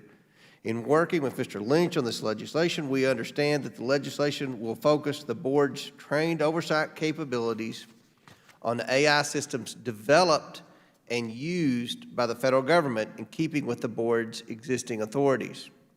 Expanding the board's authorities to police private sector technology is likely not the right approach for this legislation, and I believe the text we are considering here today stays within those parameters. Additionally, any expansion of the board's mission and duties must be evaluated in the context of the agency's rather limited resources, personnel, and current lack of a fully composed board. Madam Chairwoman and Mr. Lynch, given the critical work of the Privacy and Civil Liberties Oversight Board, I would also request that, as we work together to advance this legislation, the Oversight Committee hold a briefing with the current board to make sure that its original mission is being fulfilled. I think we need to make sure its original mission is being met as it gains additional responsibilities. I support this legislation's goal to ensure proper oversight of AI applications as a potentially valuable tool in our counterterrorism arsenal. The American people depend on Congress to ensure that privacy and civil liberty safeguards are carefully and continually considered with the adoption of any new emerging technology. I encourage my colleagues to vote yes on this bill, and I yield back. The gentleman yields back. Does anyone else seek recognition? The question now occurs on the amendment in the nature of a substitute. All those in favor say aye. Aye. All those opposed say no. In the opinion of the chair, the ayes have it, and the amendment is adopted. The question now occurs on favorably reporting H.R. 4469 as amended to the House. All those in favor say aye. Aye. All those opposed say no. In the opinion of the chair, the ayes have it, and the bill is agreed to. I now call up H.R. 4470, the Made in America Pandemic Preparedness Act. The clerks will report the bill, which was distributed in advance. H.R. 4470 to amend Title 41, United States Code and the Internal Revenue Code of 1986 to ensure availability of personal protective equipment during pandemics and other public health emergencies through stockpile requirements and domestic manufacturing incentives and for other purposes. Without objection, the bill is considered read and open to amendment at any point. The chair recognizes herself to offer an amendment in the nature of a substitute, copies of which have been distributed electronically to all members in advance. The clerk will report the amendment. Amendment in the nature of a substitute to H.R. 4470, offered by Ms. Maloney of New York. Without objection, the amendment is considered read and will serve as the base text for the purposes of amendment. I will now recognize myself for 5 minutes on the amendment. As we enter a post-pandemic world, it is essential that we learn from the trauma of the coronavirus crisis and what it taught us about our national vulnerabilities. Top among those vulnerabilities was the tragic failure of our supply chains that led to catastrophic shortages of medical supplies and personal protective equipment, or PPE, when we needed it the most. A surgeon in California described it as being, quote, at war with no ammo, end quote. A doctor in Kentucky said, quote, not only can I not protect myself, I cannot protect my patients, end quote. Frontline workers in New York City resorted to wearing trash bags as gowns, prompting our garment district to pivot its talent, its factories and resources to the production of PPE for our hospital workers in New York, and they later exported it across America.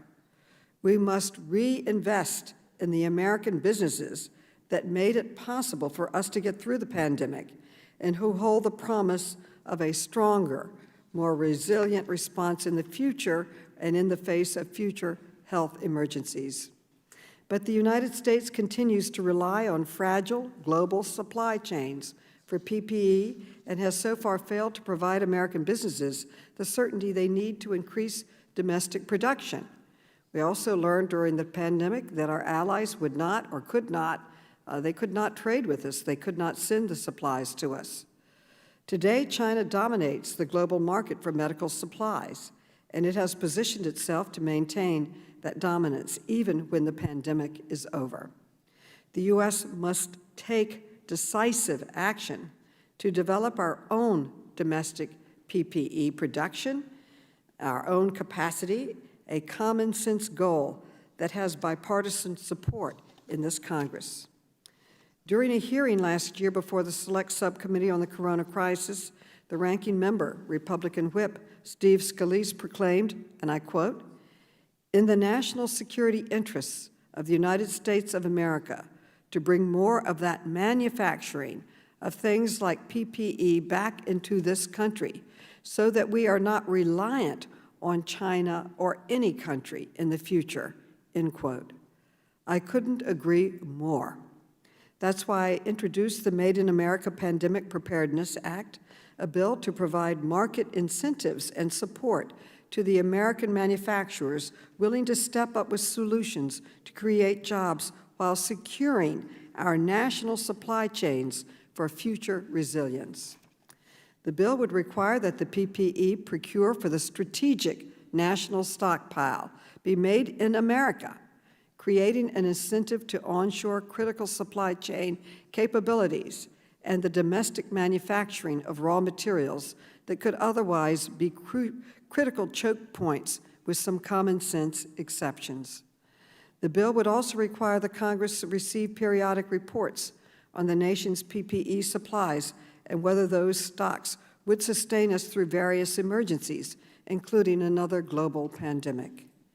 In addition, the bill clarifies that the American manufacturing requirement would be applied in a manner that is consistent with our international agreements, including trade agreements. The national security nature of the threat it addresses requires this consistency. Finally, the bill would create a tax credit to level the playing field by helping American manufacturers with the cost of developing and expanding domestic production of PPE. The tax credit could be used for manufacturing technology upgrades, workforce training expenses, and raw materials. We must guarantee an adequate stock of PPE in the strategic national stockpile at all times. We must establish domestic supply chain incentives that put Americans to work, building the skills and materials we need to sustain us when our nation is hit with the unthinkable. I urge my colleagues to support this bill, and I yield back. Would the Chairwoman yield Who for a else question? seeks recognition? Mr. Heiss. I just wanted to ask if you would yield for a question. I'm just curious if you or the majority staff or anyone has information as to what we have an inventory at this point as a country on all these PPEs and ventilators, all that sort of thing in the event of a, God forbid, another pandemic. Where do we currently stand as a nation before we move forward on a bill like this? I don't have the specific numbers, but I do know that the prior administration did issue an RFP for local production, domestic production of PPE. I also know that several senators on the Republican side have supported or put in legislation like this, similar to the statements that Leader Scalise has put out. I feel very strongly about it because we were not prepared, and New York led our country in the number of deaths, and part of that was because we did not have appropriate masks, we did not have protective gowns or equipment to protect our people. We were not able to secure it from foreign supply chains, and we were caught without it until our people decided to develop themselves during this pandemic across the country. Men and women started sewing in their homes to just get the equipment out to our our doctors, our nurses, our technicians, our first line people. It was tragic. It was so bad in New York, I started calling everybody I knew in China and Indonesia trying to buy it. We couldn't buy it from foreign countries, and as a result, Americans died. I think we all... The future, we all know sorry. we're going to have another pandemic at some point, and anything we can do to protect our own domestic supply for these critical supplies, I think, are important. I think the fact that the prior administration had an RFP for supplies from America only to start having a supply chain here in our own country and not dependent on others. I yield back. Well, thank you, and I just reclaiming my time. I think we all learned from the past experience of how horrible it was. My question is, where do we stand now? I think there is an enormous supply of PPEs. I mean, they're everywhere right now, and I'm just curious to know what type of inventory we have before we move forward on a piece of legislation. Well, this doesn't require that they start preparing it. It just says that going forward, when the stockpile is depleted, that there should be American supply chain. I will say that in New York, even though we have people that supplied it, they're now buying foreign because it's cheaper. So this is trying to have an incentive that our supply chain in America, that part of it be supplied by American firms so that we're not reliant on foreign countries. Thank you. Who else seeks recognition? Madam Chair. Mr. Comer is now recognized. Madam Chair, thank you for bringing this bill before us today. You know, China caused a global pandemic that has killed more than 600,000 Americans and millions more worldwide. China continues to conceal the origins of this pandemic. China continues to silence, censor, and imprison dissenters. In fact, China, just last week, announced they would not cooperate with any future investigations and continue to blame anyone but themselves and the Wuhan lab's reckless research for this pandemic. We must take affirmative steps to fully investigate the origins of COVID-19 and hold China accountable.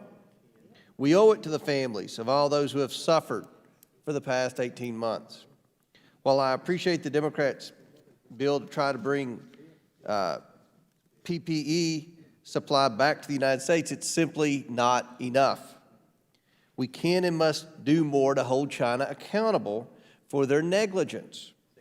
This pandemic proved that the U.S. government has relied too much on China and other foreign nations for equipment critical to America's success. The Chinese Communist Party took advantage of this and hoarded PPE.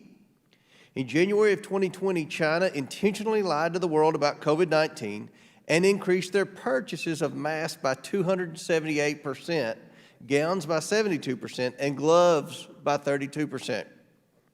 What did they know then?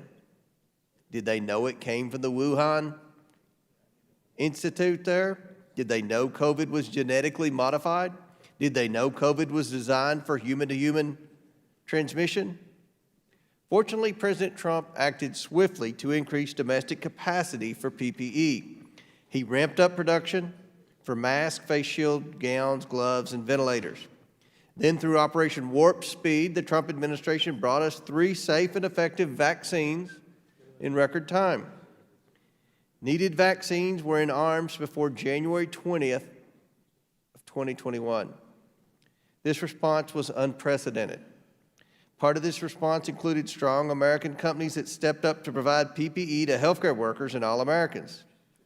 This work should be heralded. The federal government must act to restock and prepare for any future emergencies, and there are American companies ready to help, many of whom are in Kentucky. We should never rely on China again. I hope to continue working with Democrats to pass more bills to advance American interests, strengthen American ability to counter foreign enemies, and to hold China accountable. Thank you for this legislation, which I support. I yield back. The gentleman yields back. Does anyone else seek recognition? The question now occurs on the amendment in the nature of a substitute. All those in favor say aye. Aye. All those opposed say no. In the opinion of the chair, the ayes have it, and the amendment is adopted. The question now occurs on favorably reporting H.R. 4470 as amended to the House. All those in favor say aye. Aye. Aye. All those opposed say no. In the opinion of the chair, the ayes have it, and the bill is agreed to. Now we have one final piece of business that I will dispense with very quickly. Pursuant to notice, I call up the following postal naming bills, which were distributed in advance. H.R. 2842, 3539, 3579, 3613, 4030, and 4168. Without objection, the bills are considered read, and I request unanimous consent for their immediate consideration in block. Without objection, all bills are passed there.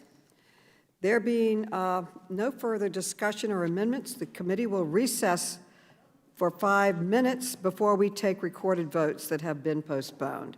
The committee will reconvene to take these votes roughly 5 minutes from now. The committee stands in recess for 5 minutes. We will reconvene for votes.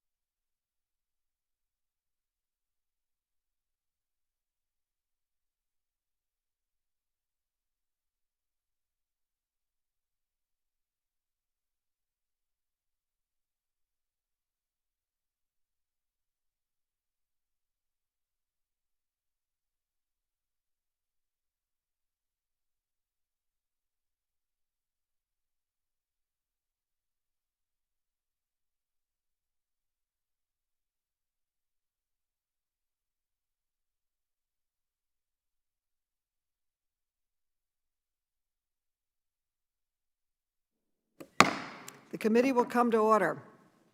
The question now occurs on favorably reporting 564 as amended to the House. All those in favor say aye. Aye. All those opposed say no. No. In the opinion of the chair, the ayes have it, and the bill is agreed to. What do you say? Okay, the clerk will call the roll. A recorded vote has been requested. The clerk will call a roll.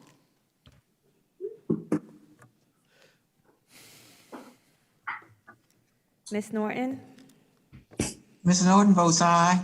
Ms. Norton votes aye. Mr. Lynch? Mr. Lynch votes aye. Mr. Lynch votes aye. Mr. Cooper? Mr. Cooper votes aye. Mr. Connolly? Aye. Mr. Connolly votes aye. Mr. Krishnamurthy? Aye. Mr. Krishnamurthy votes aye. Mr. Raskin? Aye. Mr. Raskin votes aye. Mr. Khanna?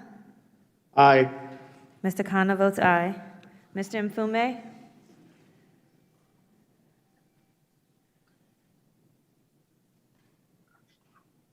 Mr. Mfume?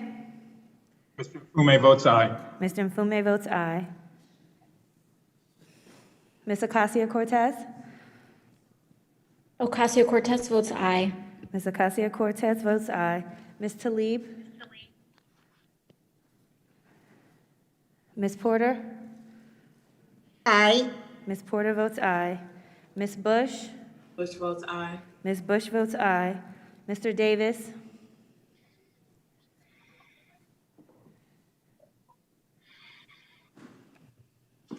One second. Mr. Davis?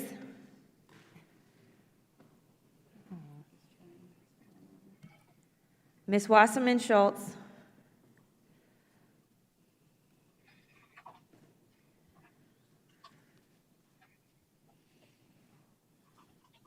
Mr. Welch?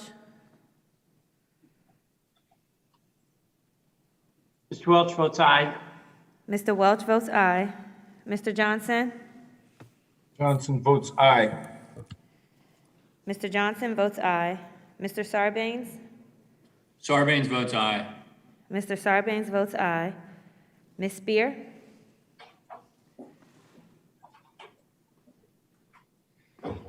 Ms. Kelly? Kelly votes aye. Ms. Kelly votes aye. Ms. Lawrence? Lawrence votes aye. Ms. Lawrence votes aye. Mr. Desagnier?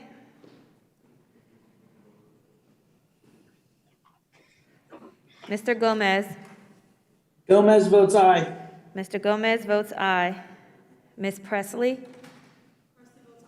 Ms. Presley votes aye. Mr. Quigley? Quigley votes aye. Mr. Quigley votes aye. Mr. Comer? Mr. Comer votes no. Mr. Jordan? Mr. Gosar? No. Mr. Gosar votes no. Dr. Fox? Dr. Fox votes no. Mr. Heiss? Mr. Heiss votes no.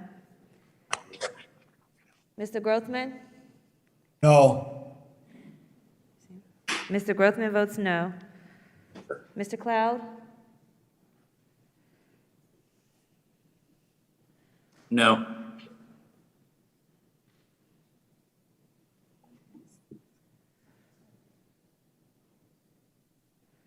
No? Did you get that? Mr. Cloud votes no. He's up there now. Mr. Gibbs?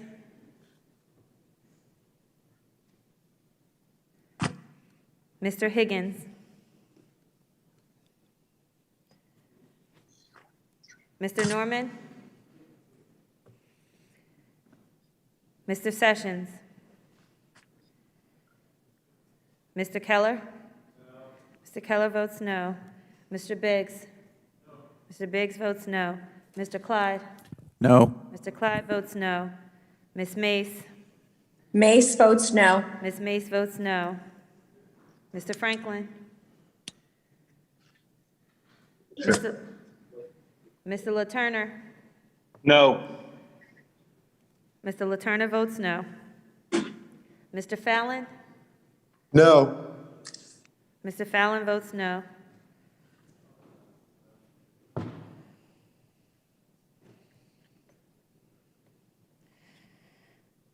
Ms. Harrell? Ms. Harrell votes no. Ms. Harrell votes no. Mr. Donalds?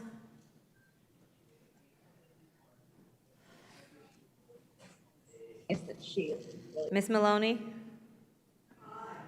Ms. Maloney votes aye. Chairman, has Chair. Davis recorded? Mr. Mr. Davis Davis. is not recorded. Davis votes aye. Mr. Davis votes aye. Madam Chair, this is Wasserman Schultz. How am I recorded? Ms. Wasserman Schultz is not recorded. Wasserman Schultz votes aye. Ms. Wasserman Schultz votes aye. How is Ms. Talib recorded? Ms. Talib is not recorded. Talib votes aye. Ms. Talib votes aye. This is Spear. How am I recorded? Ms. Spear, you are not recorded. Spear votes aye. Ms. Spear votes aye. Sessions would wish to be recorded as no. Mr. Sessions votes no. Thank you. Gibbs. Gibbs like to be recorded as no. Mr. Gibbs, we don't see you on camera. Should I see camera?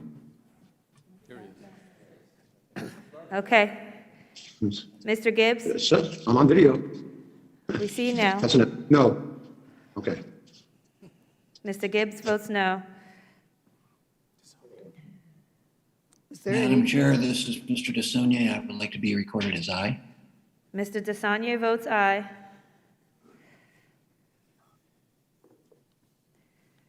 Is there any other member who has not voted? Is there any member wishing to change his or her vote?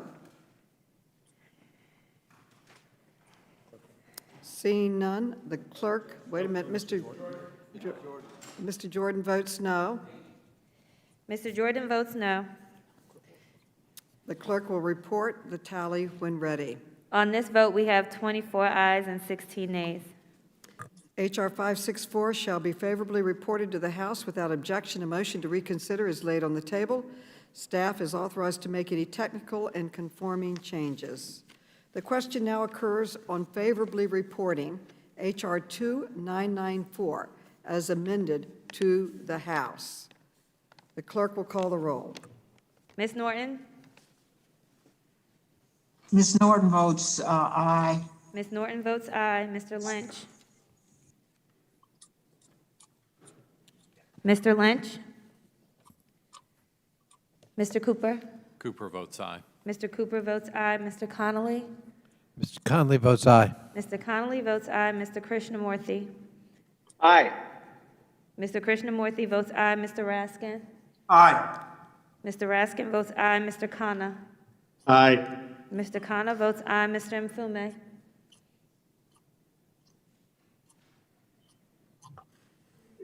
Mr. Mfume votes aye. Mr. Mfume votes aye. Ms. Ocasio-Cortez?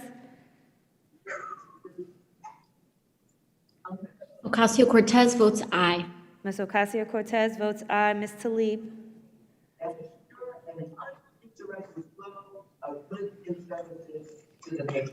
Ms. Porter? Aye. Ms. Porter votes aye. Ms. Bush? Bush votes aye. Ms. Bush votes aye. Mr. Davis? Davis votes aye. Mr. Davis votes aye. Ms. Wasserman Schultz? Wasserman Schultz votes aye. Ms. Here's my Wasserman tape. Schultz votes aye. Mr. Welch? Votes aye. Mr. Welch votes aye. Mr. Johnson? Johnson votes aye. Mr. Johnson votes aye. Mr. Sarbanes? Sarbanes votes aye. Mr. Sarbanes votes aye. Ms. Spear? Spear votes aye. Ms. Spear votes aye. Ms. Kelly? Kelly votes aye. Ms. Kelly votes aye. Ms. Lawrence? Lawrence votes aye. Ms. Lawrence votes aye. Mr. DeSaulnier? DeSaulnier votes aye. Mr. DeSaulnier votes aye. Mr. Gomez? Gomez votes aye. Mr. Gomez votes aye. Ms. Presley? Aye. Ms. Presley votes aye. Mr. Quigley? Quigley votes aye. Mr. Quigley votes aye. Mr. Comer? No. Mr. Comer votes no. Mr. Jordan? No. Mr. Jordan votes no. Mr. Gosar? No. Mr. Gosar votes no. Dr. Fox? Dr. Fox votes no. Mr. Heiss? No. Mr. Heiss votes no. Mr. Grothman? No. Mr. Grothman votes no. Mr. Cloud? No. Mr. Cloud votes no. Mr. Gibbs? No. Gibbs, no. Mr. Gibbs votes no. Mr. Higgins? Mr. Norman? Mr. Sessions? Sessions, no. Mr. Sessions votes no. Mr. Keller? No. Mr. Keller votes no. Mr. Biggs? No. Mr. Biggs votes no. Mr. Clyde? No. Mr. Clyde votes no. Ms. Mace? Mace votes no. Ms. Mace votes no. Mr. Franklin? Mr. LaTurner? No. Mr. LaTurner votes no. Mr. Fallon? Ms. Harrell? Ms. Harrell votes no. Ms. Harrell votes no. Mr. Donalds? Is Fallon recorded? Do you see him?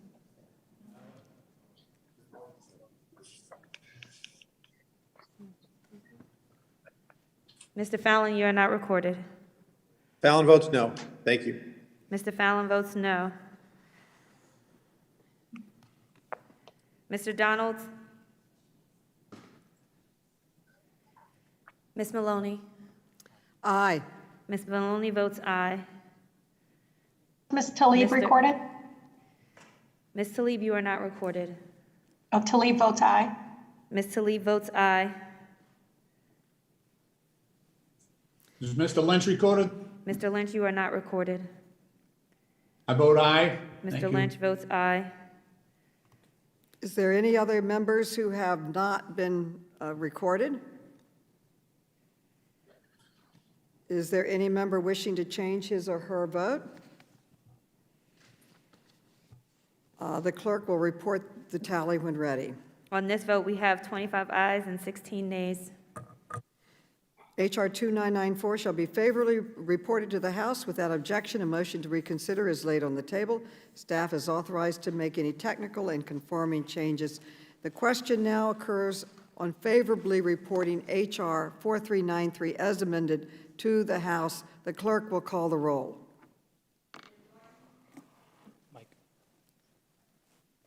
Ms. Norton?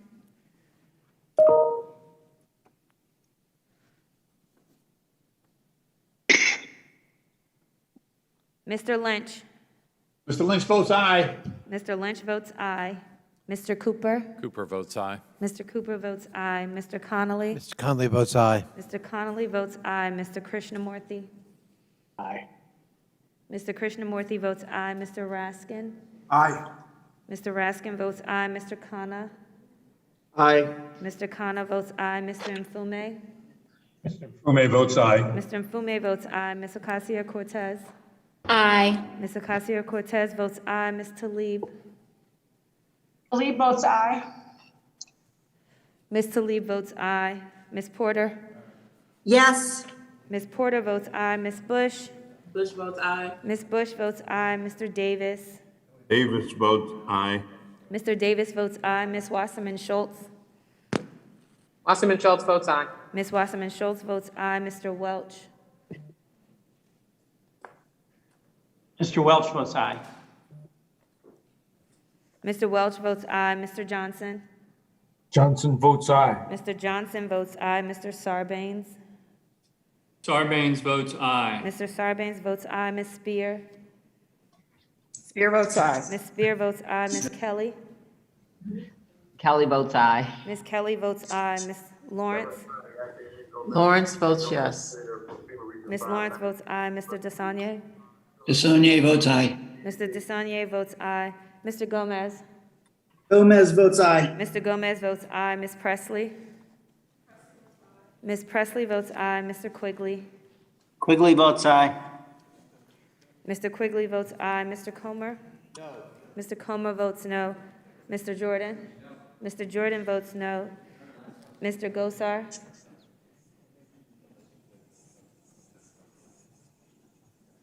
Gosar, no. Mr. Gosar votes no. Dr. Fox? Dr. Fox votes no. Mr. Heiss? Mr. Heiss votes no. Mr. Grothman? No. No. Mr. Grothman votes no. Mr. Cloud? That's it. No. Man, Mr. Cloud votes no. Mr. Gibbs? Mr. no. Higgins? Okay, what time? Okay, so we'll have to push this news thing. Mr. Higgins? Okay. So Mr. when should I Norman? do the news? Will all members please mute? It's difficult to hear everyone's vote. Mr. Norman? Mr. Sessions?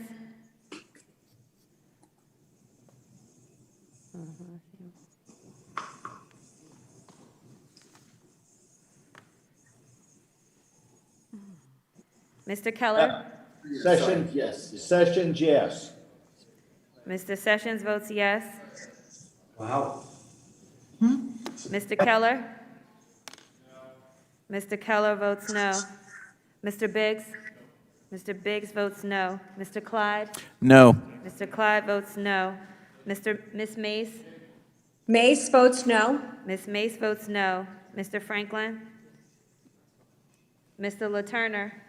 No. Mr. LaTurner votes no. Mr. Fallon? Fallon votes no. Mr. Fallon votes no. Ms. Harrell? Ms. Harrell votes no. Ms. Harrell votes no. Mr. Donalds? Ms. Maloney? Aye. Ms. Maloney votes aye. Is there any member who has not voted? How am I recorded, please? This is Ms. Norton. Ms. Norton, you are not recorded. Ms. Norton votes aye. Ms. Norton votes aye. Madam Chairman. Gibbs, how am I recorded? Mr. Gibbs, you are not recorded. I'm a no. Madam Chairman. Mr. Gibbs votes no. How is Mr. Sessions recorded? Mr. Sessions is recorded as yes. Madam Chairman, I'd like to change that to no, and I apologize for my error. Mr. Sessions votes no. Thank you. Is there any member wishing to change his or her vote? The clerk will report the tally when ready.